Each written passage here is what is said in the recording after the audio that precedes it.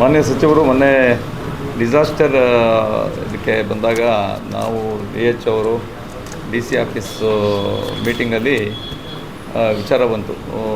ICU ಬೆಡ್ಡಿನ ಕೊರತೆ ಇದೆ, ಅದಕ್ಕೆ ಯಾಕೆ ಸಮಸ್ಯೆ ಆಗ್ತಾಯಿದೆ ಅಂತೇಳಿ ನಮಗೆ ಕೇಳಿದ್ರು. ಕೊನೆಗೆ ನಾವು ಈ ಥರದ್ದೆಲ್ಲ ಸಮಸ್ಯೆ ಇದೆ ಅಂತ ಹೇಳಿದ್ವಿ. ಅದು ಬೇರೆ ಬೇರೆ ಜಿಲ್ಲೆಗಳಿಂದ ಕೂಡ ಅದಕ್ಕೊಂದು ಪ್ರೆಸ್ ಮೀಟ್ ಮಾಡಿ ಜನಕ್ಕೆ ಮನವರಿಕೆ ಮಾಡಿ ಏನು ಸಮಸ್ಯೆ ಇದೆ, ಏನು ಯಾಕೆ ಅಂತ ಹೇಳಿ ನೀವು ಮನವರಿಕೆ ಮಾಡಿ ಅಂತ ಮಾನ್ಯ ಸಚಿವರು ನಮಗೆ ಸೂಚನೆ ಕೊಟ್ಟರು.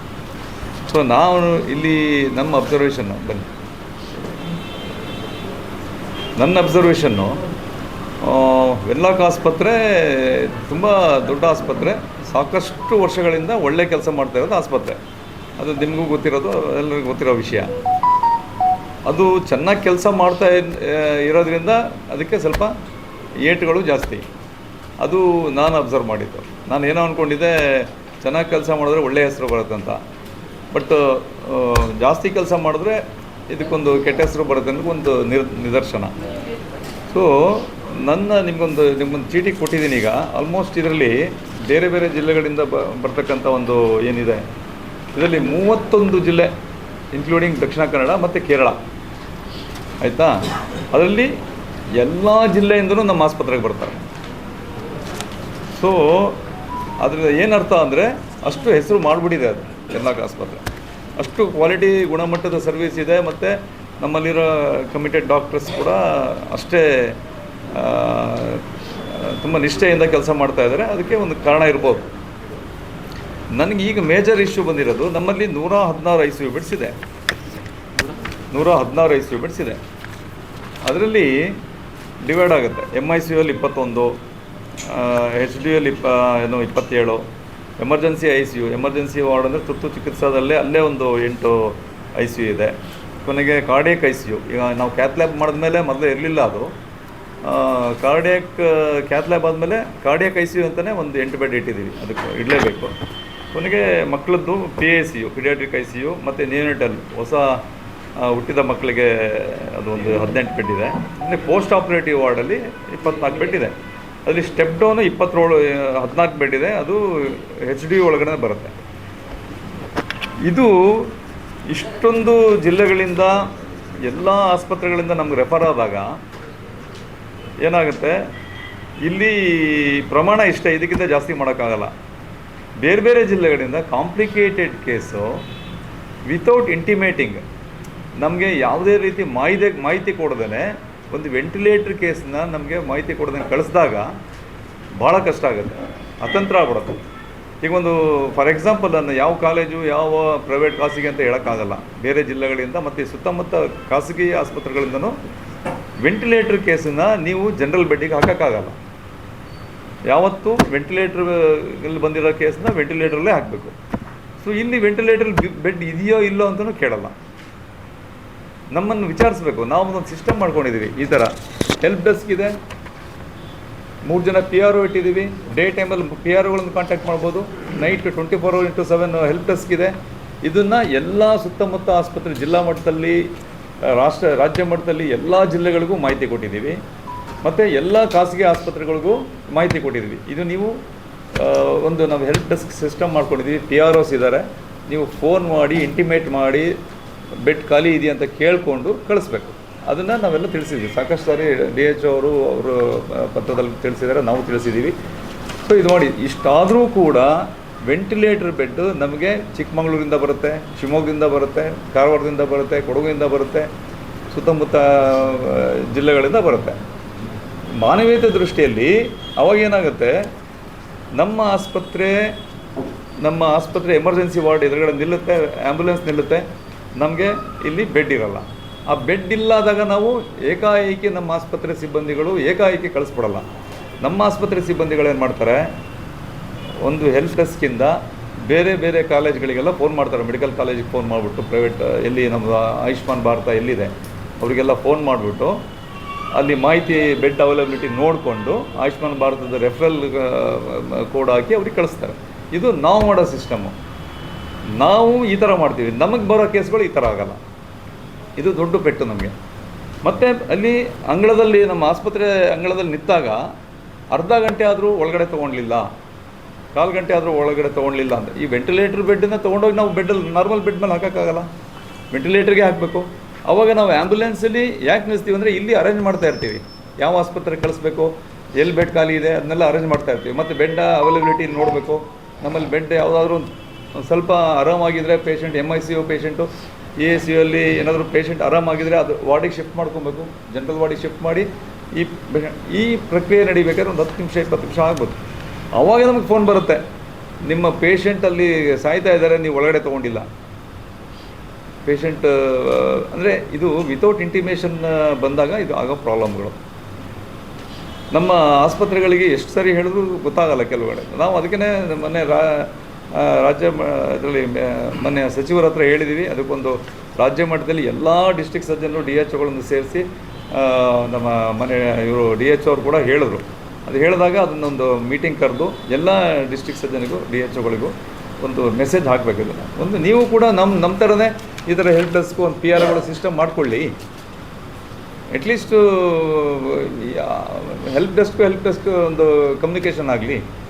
ಸೊ ಇದು ಈಗ ಇನ್ನೊಂದು DHO ಅವ್ರು ಯಾವಾಗ ಹೇಳ್ತಾ ಇರ್ತಾರೆ, ಈಗ 1 ಲೀಟ್ರ್ ಬಾಟ್ಲಿಗೆ ನೀವು 3 ಲೀಟ್ರ್ ನೀರು ಹಾಕು ಅಂದರೆ ಹೇಗೆ?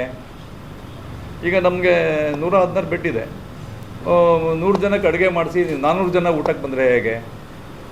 ಸೊ ಈ ಸಮಸ್ಯೆಗಳು ಅರ್ಥ ಮಾಡ್ಕೊಬೇಕು.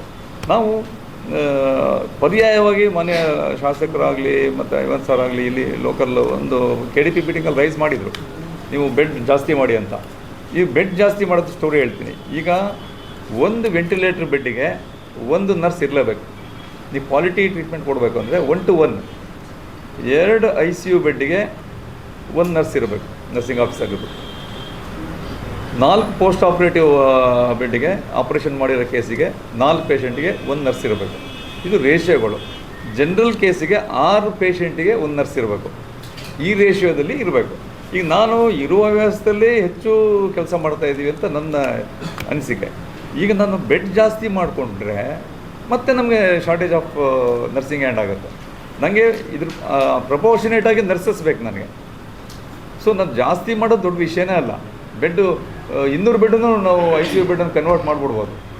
ಮಾಡಿದ್ರೆ ಅದಕ್ಕೆ ನರ್ಸಿಂಗ್ ಪ್ರಪೋರ್ಷನ್. ಮತ್ತು ಇದರಲ್ಲಿ ಕ್ವಾಲಿಟಿ ಇಂಪಾರ್ಟೆಂಟ್. ಸುಮ್ಮನೆ ಬೆಡ್ ಮಾಡಿಕೊಂಡು ನಾವು ಯಾರು ನರ್ಸಿಂಗ್ ಆಫೀಸರ್ಸ್ ಇಲ್ಲದೆ, ಅದು ಎಸ್ಪೆಷಲಿ ICUಗೆ ಟ್ರೈನ್ ನರ್ಸಸ್ ಬೇಕು. ಇಂಟೆನ್ಸಿವ್ ಕೇರ್ ಯೂನಿಟ್ಗೆ ನಿಮಗೆ ಯಾರೋ ಒಬ್ಬರು ನರ್ಸಸ್ ಬಂದು ಕೆಲಸ ಮಾಡೋಕ್ಕಾಗಲ್ಲ. ಅದಕ್ಕೆ ICU ಟ್ರೈನ್ಡೇ ಬೇಕು, ಇಂಟೆನ್ಸಿವಿಸ್ಟ್ ಬೇಕು, ಇಂಟರ್ನಲ್ ಮೆಡಿಸಿನ್ ಮಾಡಿರೋ ಡಾಕ್ಟ್ರು ಬೇಕು, OT ಅನಸ್ಥೀಸಿಯಾ ಟೆಕ್ನಿಷಿಯನ್ ಬೇಕು, ICU ಟೆಕ್ನಿಷಿಯನ್ಸ್ ಥರದವ್ರು ಬೇಕು. ಸೊ ಈ ಥರದ್ದೆಲ್ಲ ಇರುತ್ತೆ. ನಾನೀಗ ಜಾಸ್ತಿ ಮಾಡಿಕೊಂಡ್ರೆ ಅದಕ್ಕೆ ನಾನು ಪರ್ಯಾಯ ನಮಗೆ ಹೆಚ್ಚಾಗಿ ನಾನೇ ಕೊರತೆ ಮಾಡ್ಕೊಂಡಂಗಾಗುತ್ತೆ. ಸೊ ಇದಕ್ಕೋಸ್ಕರ ನಾವು ನೆಕ್ಸ್ಟು ಮಾನ್ಯ ಸಚಿವರ ಹತ್ರ ಡಿಸ್ಕಸ್ ಮಾಡ್ತಾಯಿದ್ದೀವಿ. ಅವರೊಂದು ಸದ್ಯದಲ್ಲಿ ಮೀಟಿಂಗ್ ಕರೀತಾ ಇದ್ದಾರೆ. ಇದ್ರ ಬಗ್ಗೆ ಅವ್ರ ಜೊತೆ ಸುದೀರ್ಘ ಚರ್ಚೆ ಮಾಡಿ ಮುಂದೆ ಹೇಗೆ ಡೆವಲಪ್ ಮಾಡ್ಬೋದು, ಬೆಡ್ ಸಂಖ್ಯೆ ಜಾಸ್ತಿ ಮಾಡಿ ಪರ್ಯಾಯ HR ಯಾವ ರೀತಿ ಮೊಬಲೈಸ್ ಮಾಡೋದು. KMC ಜೊತೆ ನಾವು PPPಯಲ್ಲಿ ಇದ್ದೀವಿ. ಅವರು ಕೂಡ ಒಂದು 150 ನರ್ಸಿಂಗ್ ಆಫೀಸರ್ಸ್ ಕೊಟ್ಟಿದ್ದಾರೆ. ನಮ್ಮಲ್ಲೂ ಒಂದು 130-138 ಹತ್ತತ್ರ ಇದ್ದಾರೆ. ಸಾಕಾಗಲ್ಲ ನನಗೆ. IPHS ಸ್ಟ್ಯಾಂಡರ್ಡ್ ಪ್ರಕಾರ ಇನ್ನೂ ಜಾಸ್ತಿ ಬೇಕಾಗುತ್ತೆ. ಸೊ ಇದು ನನಗೆ ಕಂಡುಕೊಂಡಿರೋ ಸಮಸ್ಯೆಗಳು. ಈಗ ಚಿಕ್ಕಮಗಳೂರಿಂದ ಬಂದರು. ಚಿಕ್ಕಮಗಳೂರಿಂದ ನಮಗಿಲ್ಲಿ ಯಾವುದೇ ಹೇಳದೆ ಕೇಳದೆ ಕ್ರಿಟಿಕಲ್ ಪೇಷಂಟು, ಅವನು ಒಂದು 5-6 ಗಂಟೆಯಲ್ಲಿ ಡೆತ್ ಆಗೋಂಥ ಕೇಸ್ನ ಅದನ್ನು ಅಲ್ಲೇ ಸಪೋರ್ಟ್ ಮಾಡಿ ಇಂಟ್ಯೂಬೇಟ್ ಮಾಡಿ ಅಲ್ಲೇ ವೆಂಟಿಲೇಟರ್ ಮಾಡಿ ಇಟ್ಕೊಂಡ್ರೆ ಸಪೋರ್ಟ್. ಈಗ ಆ ಥರ ಪೇಷಂಟು ನೀವು ಟ್ರಾನ್ಸ್ಪೋರ್ಟೇಷನ್ ಮಾಡಿದಾಗ ಪೇಷಂಟಿಗೂ ಟ್ರಾನ್ಸ್ಪೋರ್ಟೇಷನ್ ರಿಸ್ಕು, ಹಣಕಾಸಿನ ಖರ್ಚು ವೆಚ್ಚ, ಮತ್ತು ಇಲ್ಲಿ ಬೆಡ್ ಇರೋಲ್ಲ. ಅವರೇನಾಯಿತು, ಬಂದು 2 ಗಂಟೆ ಆದಮೇಲೆ ನಮ್ಮಲ್ಲಿ ಅಡ್ಮಿಟ್ ಮಾಡ್ಕೊಂಡು ಅಂದರೆ ಡೆತ್ ಆಯಿತು. ಅವ್ರು ನಮ್ಮ ಮೇಲೆ ಪೊಲೀಸ್ ಕಂಪ್ಲೇಂಟ್ ಕೊಡ್ತಾರೆ. ಚಿಕ್ಕಮಗಳೂರು ವ್ಯಕ್ತಿ ಇಲ್ಲಿ ಅಲ್ಲಿಂದ ರೆಫರ್ ಆಗಿರೋ ಕೇಸು ಇಲ್ಲಿ ನಮ್ಮ ಮೇಲೆ ಕಂಪ್ಲೇಂಟ್ ಕೊಡ್ತಾರೆ. ಮತ್ತು ಇಲ್ಲಿ ಬೇರೆ ಜಿಲ್ಲೆಯಿಂದ ಬಂದಿರೋರು ಗಲಾಟೆ ಮಾಡ್ತಾರೆ. ಇನ್ನೊಂದು ವಿಷಯ ಹೇಳ್ತೀನಿ, ದಕ್ಷಿಣ ಕನ್ನಡದವರು ಎಲ್ಲಿಗೆ ಹೋಗಬೇಕು? ದಕ್ಷಿಣ ಕನ್ನಡದವರಿಗೆ ಬೆಡ್ ಬೇಕಲ್ವಾ? ಈಗ ಬೇರೆ ಎಲ್ಲ ಜಿಲ್ಲೆಯಿಂದನೂ ಇಲ್ಲಿ ಕಳಿಸ್ತಾರೆ, ಕರೆಕ್ಟಾ? ಒಂದು ಕೆಲಸ ಮಾಡು, ಸೀರಿಯಸ್ ಕೇಸ್ ಇದೆ, ಇದು ಏನೂ ಮಾಡೋಕ್ಕಾಗಲ್ಲ, ವೆನ್ಲಾಕಿಗೆ ಹೋಗ್ಬಿಡಿ ಅಂತ ಹೇಳಿ ಇಲ್ಲಿಗೆ ರೆಫರ್ ಮಾಡ್ತಾರೆ. ದಕ್ಷಿಣ ಕನ್ನಡದಿಂದ ಇಲ್ಲಿ ಕಳ್ಸೋಣ, ಇಲ್ಲಿ ವೆನ್ಲಾಕಿಂದ ಇಲ್ಲಿ ಕಳ್ಸೋಣ. ನಮ್ಮದು ಹೈಯೆಸ್ಟ್ ರೆಫರಿಂಗ್ ಸೆಂಟ್ರ್ ಇದು. ಟೆರ್ಷರಿ ಸೆಂಟ್ರ್ಗಿಂತ ಸುಪೀರಿಯರ್ ಇದೆ. ನಾವು ರೀಜನಲ್ ಸೆಂಟ್ರ್ ಅಂತ ಹೇಳ್ಕೊತೀವಿ. ನಾವೆಲ್ಲಿ ಕಳ್ಸೋದು? ಇದು ಸಮಸ್ಯೆ. ದಕ್ಷಿಣ ಕನ್ನಡದವ್ರಿಗೆ ಬೆಡ್ ಸಿಗ್ತಾ ಇಲ್ಲ. ಇದು ಯಾಕಂದರೆ ಬೇರೆ ಜಿಲ್ಲೆಯವರು ಬಂದು ಇಲ್ಲಿ ಆಕ್ಯುಪೈ ಮಾಡಿದಾಗ 50% ಆಫ್ ದಿ ಕೇಸಸ್ ಬೇರೆ ಜಿಲ್ಲೆಯಿಂದ ಬಂದಾಗ ನಮ್ಮ ದಕ್ಷಿಣ ಕನ್ನಡದವರಿಗೆ ಬೆಡ್ ಸಿಗಲ್ಲ. ಇದಕ್ಕೆ ನಾನು ಇಲ್ಲಿ ಜನಪ್ರತಿನಿಧಿಗಳಿಗೆ ಉತ್ತರ ಕೊಡೋದು ಕಷ್ಟ ಆಗುತ್ತೆ. ಇದು ನಿಜವಾಗ್ಲೂ ಸಮಸ್ಯೆ. ನಾವು ಕ್ವಾಲಿಟಿ ಸರ್ವಿಸ್ ಕೊಡ್ತಾ ಇರೋದಕ್ಕೆ ಒಂದು ಪನಿಷ್ಮೆಂಟ್ ಇದು ಹೆಚ್ಚು ಸರ್ವಿಸ್. ಕ್ಯಾಥ್ಲ್ಯಾಬ್ ಮಾಡಿದ್ವಿ, 1000 ಕೇಸ್ ಮಾಡಿದ್ವಿ. ನಾನು ನಿನ್ನೆ ರೌಂಡ್ಸ್ ಹೋಗಿದ್ದೆ, ಅಲ್ಲಿ ಕ್ಯಾಥ್ಲ್ಯಾಬ್ ಕಾರ್ಡಿಯಾಕ್ ವಾರ್ಡಿಗೆ ಹೋದರೆ ಬೆಡ್ ಇಲ್ಲ ಸರ್, ಬೆಡ್ ಸಾಕಾಗ್ತಾ ಇಲ್ಲ ಅಂತ ಹೇಳಿ. ಈವನ್ ICU ಬೆಡ್ ಅಲ್ಲ, ಜನರಲ್ ಬೆಡ್ಡು ಆರ್ಥೋ ಫುಲ್ ಇದೆ. ಇಲ್ಲಿ 12-14 ವಾರ್ಡಲ್ಲಿ ಆರ್ಥೋಗೆ ಬೆಡ್ಡೇ ಇಲ್ಲ. ಸೊ ಹೆಚ್ಚು ಪರಿಣಾಮಕಾರಿಯಾಗಿ ನೀವು ಒಳ್ಳೆ ಗುಣಮಟ್ಟ ಸರ್ವಿಸ್ ಕೊಟ್ಟರೆ ಜನಬರ ಜಾಸ್ತಿ ಆಗ್ತಾರೆ ಮತ್ತು ನಮ್ಗೆ ತೊಂದರೆ ಆಗ್ತಾಯಿದೆ. ಇದು ನಾವು ಕಂಡುಕೊಂಡಿರೋ ವಿಷಯ. DHO ಅವರಿಗೂ ಸಾಕಷ್ಟು ಫೋನ್ ಕರೆ ಬರುತ್ತೆ. ಅವ್ರು ಅದನ್ನು ನಮಗೆ ಟ್ರಾನ್ಸ್ಫರ್ ಮಾಡ್ತಾರೆ. ಅದ್ರ ಬಗ್ಗೆ ಅವ್ರು ಹೇಳ್ತಾರೆ ಯಾವ ರೀತಿ ಅವ್ರಿಗೆ ಅನುಭವ ಇದೆ ಅಂತ ಹೇಳ್ತಾರೆ. ಇವರು ಯಾರು APLನವರು ಇರ್ತಾರೆ, ಮತ್ತು ಮಿಡ್ಲ್ ಕ್ಲಾಸ್ ಅವರು, ಮತ್ತು ರಿಚ್ ಅವ್ರು ಕೂಡ ICUಯಲ್ಲಿ ಒಂದು ತಿಂಗಳು 2 ತಿಂಗಳು ಇದ್ದರೆ ಅವನು ಬಡವ ಆಗ್ಬಿಡ್ತಾನೆ. ಅವರು ಎಲ್ಲಿಗೆ ಹೋಗಬೇಕು? ಬಿಲ್ ಜಾಸ್ತಿ ಆದಾಗ ಎಲ್ಲ ಕಡೆ ಶಿಫ್ಟ್ ಆಗಬೇಕು. ಅದು ಕೂಡ ಒಂದು ಪ್ರೆಷರ್ ನಮಗೆ. ಇಲ್ಲಿ 8 ಮೆಡಿಕಲ್ ಕಾಲೇಜಸ್ ಇದೆ. ಅಲ್ಲೆಲ್ಲ ಬೇರೆ ಜಿಲ್ಲೆಯಿಂದ ಬಂದವರು ಅಲ್ಲಿ ಪ್ರೈವೇಟಲ್ಲಿ ಅಡ್ಮಿಟ್ ಆಗಿರ್ತಾರೆ. ಬೇರೆ ಜಿಲ್ಲೆಯಿಂದವರು ಬಂದವರು ಮತ್ತು ಈ ಜಿಲ್ಲೆಯವರು ಕೂಡ ಅಲ್ಲಿ ಪ್ರೈವೇಟಲ್ಲಿ ಅಡ್ಮಿಟ್ ಆಗಿ ಅವ್ರಿಗೆ ಬಿಲ್ ಜಾಸ್ತಿ ಆದಾಗ ಅವರು ಇಲ್ಲಿ ಡೈವರ್ಟ್ ಆಗ್ತಾರೆ. ಅದು ಒಂದು ಪ್ರೆಷರ್. ಸೊ ಈ ಪ್ರೆಷರ್ನ ನಾವು ಹೇಗೆ ಇದು ಇಂಪ್ರೂವೈಸ್ ಮಾಡಬೇಕು, ನಮ್ಗೆ ಅದಕ್ಕೆ ಇದು ಆನ್ಸರ್ ಗೊತ್ತಿಲ್ಲ. ಒಂದು ಜನರಲ್ಲಾಗಿ ಏನು ಹೇಳ್ತೀರಾ, ಬೆಡ್ ಜಾಸ್ತಿ ಮಾಡ್ಬೋದು ಅಂತ ನೀವೊಂದು ಸಲಹೆ ಕೊಡ್ತೀರಾ ಅನ್ಕೊಳ್ಳಿ. ಬೆಡ್ ಜಾಸ್ತಿ ಮಾಡಿದ್ರೆ ಅದಕ್ಕೆ ತಕ್ಕಂಗೆ HR ಬೇಕಾಗತ್ತೆ. ಏನು ಮಾಡಿದ್ರು ಕಷ್ಟ. ಮತ್ತು ಇನ್ನೊಂದು ನಾವು ಸ್ಟ್ಯಾಟಿಸ್ಟಿಕ್ಸ್ ಹೇಳೋದು ಬರ್ತಾಯಿತ್ತು. ಇದು ನನ್ನ ಹತ್ರ ಇರೋ ಸ್ಟ್ಯಾಟಿಸ್ಟಿಕ್ಸು. ಎಲ್ಲ ಜಿಲ್ಲಾಸ್ಪತ್ರೆ 15 ಜಿಲ್ಲಾಸ್ಪತ್ರೆಯಲ್ಲಿ ನಮ್ಮದೇ ಹೈಯೆಸ್ಟ್ 116 ಬೆಡ್. ಉಳಿದಿದ್ದೆಲ್ಲ ನೋಡಿ, ಬಾಗಲಕೋಟೆಯಲ್ಲಿ 40 ಇದೆ ICU ಬೆಡ್, ಬಳ್ಳಾರಿ 10 ಇದೆ. ಅವರು ನನಗೆ ಕಲೆಕ್ಟ್ ಮಾಡಿರೋದು, ನನಗೆ ಸ್ಟೇಟಿಂದ ಕಲೆಕ್ಟ್ ಮಾಡಿರೋದು. BJP ಅವರು 30 ಇದೆ. ಕೊನೆಗೆ ಕೋಲಾರದಲ್ಲಿ 40 ಇದೆ, ದಾವಣಗೆರೆ 40 ಇದೆ ICU ಬೆಡ್ಸು. ನಮ್ಮದು 116 ಇದೆ ಜಿಲ್ಲಾಸ್ಪತ್ರೆ ಲೆಕ್ಕದಲ್ಲಿ. ಇದು ಮೆಡಿಕಲ್ ಕಾಲೇಜ್ ಲೆಕ್ಕದಲ್ಲಿ 200+ ಇದೆ. ಕೋವಿಡ್ ಟೈಮಲ್ಲಿ ಕೊಟ್ಟಿರೋದು. ನಾನು ಸ್ಟೇಟ್ ಜಾಯಿಂಟ್ ಡೈರೆಕ್ಟ್ರಿಂದ ತೊಗೊಂಡಿರೋ ಮಾಹಿತಿ. Bengaluru medical college, Hubballi, Mysuru medical college ಮತ್ತು ಬಳ್ಳಾರಿ 100+ ಇದೆ. ಉಳಿದಿದ್ದ ಕಡೆ ಎಲ್ಲ ಅಷ್ಟೇ 50, 60, 30 ಈ ಥರ ಇದೆ ಮೆಡಿಕಲ್ ಕಾಲೇಜ್ಗಳಲ್ಲಿ. ಇದೊಂದು 4 ಕಾಲೇಜ್ ಬಿಟ್ಟರೆ 200, ಉಳಿದಿದ್ದೆಲ್ಲ ಅಷ್ಟೇ. ಸಚಿವರು ಕೇಳ್ತಾಯಿದ್ರು ಬೇರೆ ಕಡೆ ಎಲ್ಲಿ ಎಷ್ಟೆಷ್ಟಿದೆ ವಿಚಾರಿಸಿ ಅಂತ. ಅದೆಲ್ಲ ಮಾಹಿತಿ ತೊಗೊಂಡಿದ್ದೀನಿ. ಬಟ್ ಜಿಲ್ಲಾಸ್ಪತ್ರೆ ಅಂತ ಹೇಳಿದಾಗ ನಮ್ಮದು ಹೈಯೆಸ್ಟ್ ಇದೆ 116.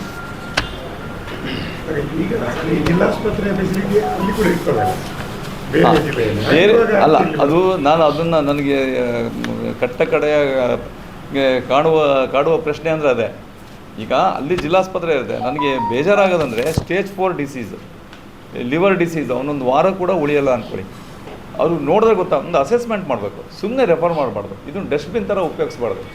ವೆನ್ಲಾಕ್ ಆಸ್ಪತ್ರೆಯಿಂದ ಒಂದು ಡಸ್ಟ್ಬಿನ್ ಥರ ಸುಮ್ಮನೆ ಅಲ್ಲಿ ಹೋಗ್ಬಿಡಿ. ಈಗ head injury with brain dead ಆಗಿರ್ತಾನೆ. ಬ್ರೈನ್ ಡೆಡ್ WHO ಪ್ರಕಾರ ಒಂದು ಡೆತ್ ಅಂತಲೇ, ಅದು ಡೆತ್ ಆಗಿದೆ ಅಂತ. ಅದನ್ನು ಸುಮ್ಮನೆ ವೆನ್ಲಾಕಿಗೆ ಹೋಗ್ಬಿಡಿ ಅಂತ ಕಳಿಸೋದು ಅದು ತಪ್ಪು. ಅದಕ್ಕೋಸ್ಕರ ನಾನೊಂದು ಸರ್ಕಾರಕ್ಕೆ ಒಂದು ಪ್ರಪೋಸಲ್ ಕಳಿಸ್ತೀನಿ. ಈಗ ಕಮಿಷನರಿಗೆ ಕಳಿಸಿದ್ದೀನಿ, ಇದನ್ನು ಮಾಡಿ ಇಂಪ್ಲಿಮೆಂಟ್ ಮಾಡಿ ಅಂತ. ಒಂದು 10 ಪಾಯಿಂಟ್ಸ್ ಹಾಕಿ ಒಂದು ಅಪ್ರಾಪ್ರಿಯೇಟ್ ಹೇಗೆ SOP ಥರ ಮಾಡಿ ಮನೆ ಸಚಿವರು ಹೇಳಿದ್ರು, ಅದನ್ನು ಕಳಿಸಿದ್ದೀನಿ. ಏನಪ್ಪ ಅಂದರೆ ಪಾಯಿಂಟ್ ನಂಬರ್ 1, ನೀವು ರೆಫರ್ ಮಾಡಬೇಕಾದ್ರೆ ಹೈಯರ್ ಫೆಸಿಲಿಟಿಗೆ ಬೇರೆ ಕಡೆ ರೆಫರ್ ಮಾಡಬೇಕಾದ್ರೆ ಅದಕ್ಕೆ ಒಂದು ನಿರ್ದಿಷ್ಟವಾದ ಕಾರಣ ಇರಬೇಕು. ನಿಮ್ಮ ಆಸ್ಪತ್ರೆಯಲ್ಲಿ ಆ ಫೆಸಿಲಿಟಿ ಇದೆಯಾ ನೋಡ್ಕೊಳ್ಳಿ, ಇದ್ದರೆ ಕಳಿಸ್ಬೇಡಿ, ಕಾರಣ ಇರಬೇಕು. ಎರಡನೇದು ಜೆನ್ಯೂನ್ ರೀಸನ್. ಏನಾದರೂ ನಾನು ಹೇಳೋದು ಮೆಡಿಕಲ್ ರೀಸನ್ ಅಂದರೆ ಅನ್ನೆಸರಿ ಟ್ರಾನ್ಸ್ಪೋರ್ಟೇಷನ್ ಮಾಡಿದಾಗ ಏನಾಗುತ್ತೆ, ಪೇಷಂಟಿಗೆ ಒಂದು ಫೈನಾನ್ಷಿಯಲ್ ಬರ್ಡನ್ನು, ಎರಡನೇದು ಪೇನ್ಫುಲ್. ಅನ್ನೆಸರಿ ಅವ್ನಿಗೆ ಮೊದಲೇ ಕಷ್ಟದಲ್ಲಿರುತ್ತೆ. ನೆಕ್ ಇಂಜುರಿ ಆಗಿದೆ, ಅವನಿಗೆ ನೀವು ಟ್ರಾನ್ಸ್ಪೋರ್ಟೇಷನ್ನು ಈ ಅಗುಂಬೆ ಘಾಟಲ್ಲೆಲ್ಲ ಬಂದರೆ ನೆಕ್ ಇಂಜುರಿ ಇನ್ನೂ ಜಾಸ್ತಿ ಆಗತ್ತೆ. ಬಿಟ್ಟರೆ ನಿನಗೆ ಎಷ್ಟು ನೀವು ಸ್ಟೆಬಿಲೈಸ್ ಮಾಡಿ ಎಷ್ಟು ರೆಸ್ಟ್ ಕೊಡ್ತೀರೋ ಅಷ್ಟು ಒಳ್ಳೆಯದು. Especially spine and brain injury, neck injury, ಅದಕ್ಕೆಲ್ಲ ನೀವು ಸ್ಟೆಬಿಲೈಸ್ ಮಾಡಬೇಕು. ಅದನ್ನೆಲ್ಲ ಟ್ರಾನ್ಸ್ಪೋರ್ಟೇಷನ್ ಮಾಡಿದ್ರೆ ಪೇನ್ಫುಲ್ಲು ಮತ್ತು ಇಟ್ಸ್ ಹಾರ್ಮ್ಫುಲ್ಲು. ಮೂರನೇದು ICU ಇಂಟರ್ನಲ್ ಬೆಡ್ ಅವೈಲಬಿಲಿಟಿನ ನೀವು ತಿಳ್ಕೊಳ್ಳಿ. ನಿಮ್ಮ ಹಾಸ್ಪಿಟ್ಲಿಂದ ನಮ್ಮ ಹತ್ರ ಇದೆಯಾ ಅಂತ ಕೇಳ್ಕೊಳ್ಳಿ, ಫೋನ್ ಮಾಡಿ ಕೊನೆಗೆ ಕಳಿಸಿ. 4ನೇ ಪಾಯಿಂಟು, ಈ brain dead case, stage 4 disease, cancer, palliative care. ಈಗ ಸ್ಟೇಜ್ 4 ಡಿಸೀಸು ಏನೂ ಮಾಡೋಕ್ಕಾಗಲ್ಲ, ಕೀಮೋಥೆರಪಿನೂ ಮಾಡೋಕ್ಕೆ ಶಕ್ತಿ ಇಲ್ಲ ಅಂಥ ಕೇಸನ್ನು ರೆಫರ್ ಮಾಡ್ಬಿಡು ವೆನ್ಲಾಕ್ ಆಸ್ಪತ್ರೆಗೆ. ಅದನ್ನೇ ಎಲ್ಲ ಆಯಾ ಜಿಲ್ಲಾ ಆಸ್ಪತ್ರೆಯಲ್ಲೇ ಮಾಡ್ಬೋದಲ್ಲ. ಪ್ಯಾಲಿಯೇಟಿವ್ ಕೇರಿಗೆಲ್ಲ ಇಲ್ಲಿ ಕಳಿಸ್ಬಾರ್ದು. ಇದು ಏನಾದರೂ ಮೇಜರ್ ಸರ್ಜರಿ ಏನಾದರೂ ಇಂಟರ್ವೆನ್ಷನ್ ಮಾಡೋದಿದ್ರೆ ನಮ್ಗೆ ಕಳಿಸಿ ನಾವು ನಮ್ಮಲ್ಲಿ ಟ್ರೀಟ್ಮೆಂಟ್ ಸಿಗುತ್ತೆ. ಆ ಸೂಪರ್ ಸ್ಪೆಷಲೈಸೇಷನ್ನ ಕರೆಕ್ಟಾಗಿ ಉಪಯೋಗಿಸ್ಕೊಬೋದು. ಮತ್ತು ಐದನೇದು ಪ್ರೈವೇಟ್ ಹಾಸ್ಪಿಟ್ಲಿಗೆ ಕೂಡ ಇದನ್ನು ಫಾಲೋ ಮಾಡಬೇಕು. ಪ್ರೈವೇಟ್ ಆಸ್ಪತ್ರೆಗೂ ಕೂಡ ಅವ್ರೊಂದು ಸಾಮಾಜಿಕ ಕಾಳಜಿ ಇರಬೇಕು. ಸುಮ್ಮನೆ ರೆಫರ್ ಮಾಡಿಬಿಟ್ಟು ಕೈ ತೊಳ್ಕೊಂಬಿಟ್ರೆ ನಂದು ಮುಗೀತು, ಅವನ ಹತ್ರ ಬಿಲ್ಲೆಲ್ಲ ಕಟ್ಸ್ಕೊಂಡು ನೀನು ಹೋಗಪ್ಪ ಅಂತ ಕಳಿಸ್ಬಿಟ್ರೆ ಅವ್ನು ಎಲ್ಲಿ ಹೋಗ್ತಾನೆ ಬಡವ. ಅವನಿಗೆ ಒಂದು ರೆಫರ್ ಮಾಡಬೇಕಾದ್ರೂ ಕೂಡ ಅವರೊಂದು ಕರೆಕ್ಟಾಗಿ ನಮ್ಮನ್ನು ಇನ್ಫಾರ್ಮ್ ಮಾಡಿ, ಒಂದಿನ ಅಲ್ಲಿ ಇವತ್ತು ಕಳಿಸೋದು ಬೆಡ್ ಇಲ್ಲ ಅಂದರೆ ನಾಳೆ ಕಳಿಸ್ಲಿ. ಅವನಿಗೆ ಸ್ವಲ್ಪ ಕನ್ಸಿಡರ್ ಮಾಡಬೇಕು. If is a really poor patient ಅದಕ್ಕೆ ಕನ್ಸಿಡರ್ ಮಾಡಬೇಕು. 6ನೇ ಪಾಯಿಂಟು ಹೆಲ್ಪ್ ಡೆಸ್ಕ್ ಕೋಆರ್ಡಿನೇಷನ್. ಈಗ ಕಾಲೇಜ್ ಟು ಕಾಲೇಜು ನಿಮ್ಗೆ ಅವಾಗ ಹೇಳಿದೆ, ಮೆಡಿಕಲ್ ಕಾಲೇಜ್ ಟು ಹಾಸ್ಪಿಟ್ಲ್ ಏನಿದೆ ಅದು ಹೆಲ್ಪ್ ಡೆಸ್ಕಲ್ಲಿ ಕೋಆರ್ಡಿನೇಷನ್ ಮಾಡ್ಕೊಬೇಕು. ರೆಕಾರ್ಡ್ ಕೀಪಿಂಗು, ಈಗ ಯಾರು ಕಳಿಸಿದ್ರು, ಯಾರು ಯಾವ ಕೇಸು ಯಾಕೆ ಕಳಿಸಿದ್ರು, ಈಗ ಅದನ್ನು ಪ್ರತಿ ತಿಂಗಳು DH ಅವರಿಗೆ ಆಯಾ ಜಿಲ್ಲೆ DHOಗೆ ಆಡಿಟ್ ಆಗಬೇಕು. ಅದು ಅಬ್ಸ್ಟ್ರಾಕ್ಟ್ ಕಳಿಸ್ಬೇಕು. ನೀವು ಎಷ್ಟು ಕೇಸು ಇಲ್ಲಿಂದ ಹೋಯಿತು, ನಮ್ಮ ಆಸ್ಪತ್ರೆಯಿಂದ ಬೇರೆ ಕಡೆ ಎಷ್ಟು ಹೋಯಿತು, ಯಾವ ಕಾರಣಕ್ಕೆ ಹೋಯಿತು. ಮತ್ತು ರೆಫರ್ಡ್ ಇಂದ ಅಂದರೆ ನನ್ನ ಹಾಸ್ಪಿಟ್ಲಿಗೆ ಕೇಸ್ ಬಂತು ಅಂದರೆ ಯಾವ್ಯಾವ ಆಸ್ಪತ್ರೆಯಿಂದ ನನಗೆ ಕೇಸ್ ಬಂದಿದೆ, ಯಾವ್ಯಾವ ಸಂದರ್ಭದಲ್ಲಿ ಬಂದಿದೆ, ಅದನ್ನು DH ಅವ್ರಿಗೆ ಕೊಡಬೇಕು ಪ್ರತಿ ತಿಂಗಳು. ಅದನ್ನು ಅನಲೈಸ್ ಮಾಡಬೇಕು. ಅದರಲ್ಲಿ ಅನ್ನೆಸರಿ ವಿದೌಟ್ ಎನಿ ರೀಸನ್ ಕಳಿಸಿದರೆ ಅದನ್ನು ಪನಿಷಬಲ್ ಮಾಡಬೇಕು, ಪನಿಷ್ಮೆಂಟ್ ಮಾಡಬೇಕು. ಅದಕ್ಕೆ ಯಾರು ಹೇಳೋರಿಲ್ಲ ಅಂದರೆ ಇದನ್ನು ಹಿಂಗೆ ನಡ್ಕೊಂಡು ಹೋಗ್ತಾ ಇರುತ್ತೆ. ಕೊನೆಗೆ 8ನೇದು ಇಂಟರ್ ಡಿಸ್ಟ್ರಿಕ್ಟ್ ರೆಫರಲ್ಸ್ ಇದ್ದರೆ ಅನ್ನೆಸರಿ ಟ್ರಾನ್ಸ್ಫರ್ಸ್ ಮಾಡಿ ಅದನ್ನು ಇದು ಮಾಡೋದಕ್ಕಿಂತ ಅದಕ್ಕೆ ಒಂದು ಮಾನಿಟ್ರ್ ಮಾಡಬೇಕು. ಯಾರಾದರೂ ಒಂದು ಮಾನಿಟ್ರಿಂಗ್ ಸಿಸ್ಟಮ್ ಮಾಡಿಕೊಂಡು ಅದಕ್ಕೆ ಯಾರಾದರೂ ಒಂದು ಎನ್ಫೋರ್ಸ್ ಮಾಡಬೇಕು. ಏನಾದರೂ ತಪ್ಪು ಮಾಡಿದ್ರೆ ಅದಕ್ಕೆ ಒಂದು ಪನಿಷ್ಮೆಂಟ್ ಥರ. ಕೊನೆಗೆ ಈಗ ರೆಫರಲ್ ಡಾಕ್ಟರ್ಸ್ ರೆಸ್ಪಾನ್ಸಿಬಿಲಿಟಿ. ಈಗ ನಾನು ಡ್ಯೂಟಿ ಡಾಕ್ಟರ್ ರೆಫರ್ ಮಾಡಿದ್ದೀನಿ, ನನ್ನ ಹೆಸರು, ನನ್ನ ಕಾಂಟ್ಯಾಕ್ಟ್ ನಂಬರು, ನನ್ನ ಕಂಪ್ಲೀಟ್ ಅದರಲ್ಲಿ ಸೀಲ್ ಆ್ಯಂಡ್ ಸಿಗ್ನೇಚರ್ ಇರಬೇಕು. ಈಗ ನಾನು ಸುಮ್ಮನೆ ಏನು ಮಾಡ್ತಾರೆ, ಒಂದು ಚೀಟಿಯಲ್ಲಿ ರೆಫರ್ ಟು ಹೈಯರ್ ಸೆಂಟರ್ ಅಂತ ಕಳಿಸ್ಬಿಡ್ತೀನಿ. ಅದು ಏನೇನು ಇಂಜೆಕ್ಷನ್ ಕೊಟ್ಟಿದ್ದಾರೆ ಅಂತ ಸ್ವಲ್ಪ ಮಾಹಿತಿ ಇರಲ್ಲ. ಈಗ ಆ ಡಾಕ್ಟ್ರ್ ಏನು ಸಿಗ್ನೇಚರ್, ಸೈನ್ ಮತ್ತು ಒಂದು ಫೋನ್ ನಂಬರ್ ಇದ್ದರೆ ಅಟ್ಲೀಸ್ಟ್ ಇಲ್ಲಿ ಆ ಡಾಕ್ಟ್ರಿಗೆ ಫೋನ್ ಮಾಡ್ಬೋದು. ಏನಂತ ಬಂದಿತ್ತು ನಿಮ್ಮ ಕೇಸು, ಏನು ಕೊಟ್ಟಿದ್ದೀರಿ, ಏನು ಇಂಜೆಕ್ಷನ್ಸ್ ಕೊಟ್ಟಿದ್ದೀರಿ, ಏನು ಪೊಲೀಸ್ ಕೇಸ್ ಮಾಡಿದಿರೋ ಇಲ್ಲೋ ಅದು ಮಾಹಿತಿ ಇರೋಲ್ಲ ಕೆಲವು ಟೈಮ್. ಸೊ ಅದನ್ನು ರೆಸ್ಪಾನ್ಸಿಬಿಲಿಟಿ ಆಫ್ ರೆಫರಲ್ ಡಾಕ್ಟರ್, ಆ ಡಾಕ್ಟ್ರಿಗೂ ಕೂಡ ಅವನಿಗೆ ಒಂದು ಜವಾಬ್ದಾರಿ ಇರಬೇಕು. ಇದು ಮತ್ತು ಈಗ ಸ್ಪೆಷಲ್ ಕನ್ಸಿಡ್ರೇಷನ್. ಈಗ ನಾವು ABRKಗೆ ರೆಫರ್ ಮಾಡ್ತೀವಿ, ಇಲ್ಲಿಂದ ನಮ್ಮ ಹತ್ರ ರೆಫರ್ ತೊಗೊಂಡೋಗಿ ಅದ್ರ ಬಗ್ಗೆ ಮಾತಾಡ್ತಾರೆ.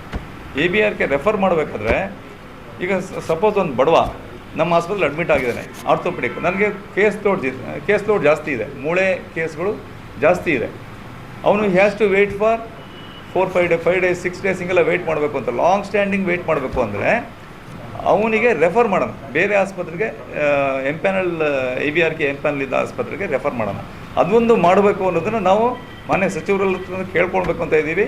ಮತ್ತು ಸರ್ಕಾರದ ಗಮನಕ್ಕಂತೂ ಅದ್ರ ಬಗ್ಗೆ ಒಂದು ತೀರ್ಮಾನ ಸರ್ಕಾರ ಮಾಡುತ್ತೆ. ಸೊ ಈ ಥರ ಒಂದು 5 to 7 ಡೇಸ್ಗೆ ಜಾಸ್ತಿ ಹೊತ್ತು. ಈಗ ಒಬ್ಬನು ಕೂಲಿ ಮಾಡೋನು ನಮ್ಮಲ್ಲಿ ಮೂಳೆ ಮುರ್ಕೊಂಡ್ಬಂದು ಅಡ್ಮಿಟ್ ಆದ ಅಂದರೆ ಅವನಿಗೆ ಒಂದೊಂದು ದಿನವೂ ಕೂಲಿ ಲಾಸು. ಅವನಿಗೆ ನಾವು ಏನು ಮಾಡಬೇಕು, ಆ ಪೇಷಂಟಿಗೆ ಆ್ಯಸ್ ಅರ್ಲಿ ಆಸ್ ಪಾಸಿಬಲ್ಲು. ಒಬ್ಬನು ರಿಚ್ ಮ್ಯಾನು ಒಂದು ತಿಂಗಳು ಮಲಗಿದ್ರೆ ಅವನಿಗೇನು ಲಾಸ್ ಆಗೋಲ್ಲ. ಬಟ್ ಬಡವ ಒಬ್ಬನು ಕೂಲಿ ಮಾಡೋನು ಒಂದು ತಿಂಗಳು ಮಲಗಿದ್ರೆ ಅವ್ನು ಇಡೀ ಫ್ಯಾಮಿಲಿ ಬರ್ಡನ್ ಆಗುತ್ತೆ. ಸೊ ಆ ದೃಷ್ಟಿ ಇಟ್ಕೊಂಡು ಬೇಗ ಅವನಿಗೆ ಆದಷ್ಟು ಬೇಗ ವೇಟಿಂಗ್ ಟೈಮ್ ಜಾಸ್ತಿ ಇದ್ದರೆ ಇಮಿಡಿಯೇಟ್ ಅವನಿಗೆ ಬೇರೆ ಹಾಸ್ಪಿಟ್ಲಿಗೆ ರೆಫರ್ ಮಾಡೋದು ಒಂದು. ನಾವೇನು ಮಾಡ್ತೀವಿ, ನಮ್ಮ ಆಸ್ಪತ್ರೆಯಲ್ಲೇ ಮಾಡಬೇಕಿದು, ಇದು 15 ದಿನ ವೆಯ್ಟ್ ಮಾಡಿಸೋದು, ಹಿಂಗೆಲ್ಲ ಆದರೆ ಅವನಿಗೆ ಡಿಲೇ ಆಗುತ್ತೆ. ಒಂದು ಸರ್ಜರಿ ಬೇಗ ಮಾಡಿದ್ರೆ ಬೇಗ ಮನೆಗೆ ಹೋಗ್ತಾನೆ, ಬೇಗ ಮನೆಗೆ ಹೋದ್ರೆ ಅವ್ನು ಬೇಗ ಅವನು ಲೈವ್ಲಿಹುಡ್ ಅವನು ದುಡಿಬೋದು. ಸೊ ಈ ಪರಿಕಲ್ಪನೆ ನಮ್ಮಲ್ಲಿ ನಮ್ಗೆ ಆ ಕನ್ಸರ್ನು ಒಂದು ಕಾನ್ಷಿಯಸ್ ಇರಬೇಕು ಅಂತ. ಕಳಿಸ್ದೇ ಇದ್ರೆ ಏನಾಗುತ್ತೆ, ಈಗ ಅವನಿಗೆ ಬಡವ ಅವ್ನು BPL ಇಲ್ಲೇ ಹಿಡ್ಕೊಂಡು ಸರ್ಜರಿ ಮಾಡ್ಕೊಂಡು 15 ದಿನ ಲೇಟ್ ಆದರೆ ಅವನಿಗೆ 15 ದಿನ ಅವ್ನು ಲಾಸ್ ಅವನಿಗೆ. ಸೊ ಅದಕ್ಕೆ ಆ್ಯಸ್ ಅರ್ಲಿ ಆಸ್ ಪಾಸಿಬಲ್ ಮಾಡಲಿಕ್ಕೆ ಅದಕ್ಕೊಂದು ಸರ್ಕಾರದಿಂದ ಒಂದು ನಿಯಮ ಮಾಡಿಸಿ ಮಾನ್ಯ ಸಚಿವರಲ್ಲಿ ಅದ್ರ ಬಗ್ಗೆ ಚರ್ಚೆ ಮಾಡ್ತಿದ್ದೀವಿ. ಒಂದು ಸರ್ಕಾರಕ್ಕೂ ಕೂಡ ನಾವು ಅದನ್ನು ಮನವಿ ಸಲ್ಲಿಸ್ತೀವಿ, ಈ ಥರದ್ದೊಂದು ಏನಾದರೂ ಮಾಡಬೇಕು. ಯಾಕಂದರೆ ಲಾಂಗ್ ಸ್ಟ್ಯಾಂಡಿಂಗ್ ನಮಗೆ 15 ಡೇಸ್ ಆಗುತ್ತಂತೆ, ಬೇಗ ಮಾಡಿಸಿ ಅಂತ ಬೇರೆ ಜನಪ್ರತಿನಿಧಿಗಳಿಂದ ನಾವು ಫೋನ್ ಬರುತ್ತೆ. ಸೊ ಅದಕ್ಕೂ ಕೂಡ ಒಂದು ಅಂತ್ಯ ಹಾಡಬೇಕು ಅಂತ ಹೇಳಿ ABRK. ಈಗ ಮೊನ್ನೆ ಕೇಸ್ ರಾತ್ರಿ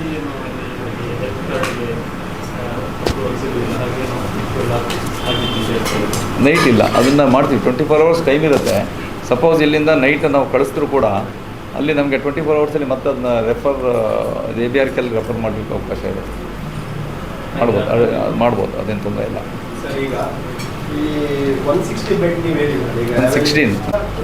ಔಟ್ಸೈಡ್ ಇಂದ ಬಂದವರನ್ನು ನಾವು ಇಲ್ಲಿ ಬರುದು ಬೇಡ ಅಂತ ಹೇಳುದು ಅದು ಹೇಳಕ್ಕಾಗಲ್ಲ. ಹೌದು, ಹೇಳಕ್ಕಾಗಲ್ಲ. ಬಟ್ ನಿಮ್ಗೆ ಹೆಚ್ಚುವರಿ ಬೇಕು ಅಂತ ಹೇಳಿ ಸರ್ಕಾರಕ್ಕೆ ಒಂದು ಪ್ರಪೋಸಲ್ ಬರ್ದಿದ್ದೀವಿ. ಅದು ಎಷ್ಟು ಅದು 50 ಬೆಡ್ಡಿಂದ ಬರ್ದಿದ್ದೀವಿ. ಹೆಚ್ಚುವರಿ 50 ಹೌದು, ಇದು 50 ಬೆಡ್ಡಿದ್ದು ಬರ್ದಿರೋದು ಲೆಟ್ರ್ ಇದೆ. ಅದಕ್ಕೆ ಯಾಕೆ ಬರ್ದಿದ್ದೀವಿ ಅಂದರೆ ಈಗಲ್ಲ 50 ಸಾಕಾಗುತ್ತಾ? ಅಲ್ಲಲ್ಲ, ಈಗ ನಾನು ಹೇಳಿದ್ನಲ್ಲ HR ಪ್ರಾಬ್ಲಮ್ ಆಗುತ್ತೆ. ನಂಗೆ 50 ಅಂದರೆ 150 ನರ್ಸ್ಬೇಕು. 50 ಬೆಡ್ ಮಾಡೋಕೆ ಹೋದರೆ ನಂಗೆ 150 ನರ್ಸಿಂಗ್ ಆಫೀಸರ್ಸ್ ಬೇಕು, 1:3. ಅರ್ಥ ಆಯ್ತಾ? HR problem. HR ಗೂ ಒಂದು ಲಿಮಿಟೇಷನ್ ಮಾಡಿದ ನಂತರ ಅಲ್ಲ, MOU ಕೊಡ್ತಾರೆ, ಅವ್ರ ಲಿಮಿಟೇಷನ್ಸ್ ಇದೆ. ಈಗ 150 ಆಲ್ರೆಡಿ ಕೊಟ್ಟಿದ್ದಾರೆ ಅವರು. ಅದಕ್ಕೊಂದು ಲಿಮಿಟೇಷನ್ ಇದೆ. ನಾನು 1,000 ಕೊಡಿ ಅಂತ ಹೇಳಿದ್ರೆ ಅದು ನಾಟ್ ಪಾಸಿಬಲ್. ಅದು MO ಆದಾಗ ಟರ್ಮ್ ಅಂಡ್ ಕಂಡೀಷನ್ ಅಲ್ಲಿ ಇದೆ, ಅದು HR ಕೊಡ್ತಾರೆ. ಬಟ್ ಇಲ್ಲಿ ಏನಾಗಿದೆ, ನರ್ಸಿಂಗ್ ಆಫೀಸರ್ಸ್ದು ನಾನು ಕೇಳ್ತಾ ಇರ್ತೀನಿ, ನರ್ಸಿಂಗ್ ಆಫೀಸರ್ ನನಗೊಂದು ಸ್ಕಿನ್ ಬ್ಯಾಂಕ್ ಓಪನ್ ಮಾಡಲಿಕ್ಕೆ ನರ್ಸಿಂಗ್ ಆಫೀಸರ್ಸ್ ಬೇಕು, ಸ್ಪೆಷಲ್ ವಾರ್ಡು. ಯಾಕೆ ಅಂದರೆ ಇಲ್ಲಿ ನರ್ಸಿಂಗ್ ಸ್ಟೂಡೆಂಟ್ ಮುಗಿಸಿದವರು ಕಡಿಮೆ.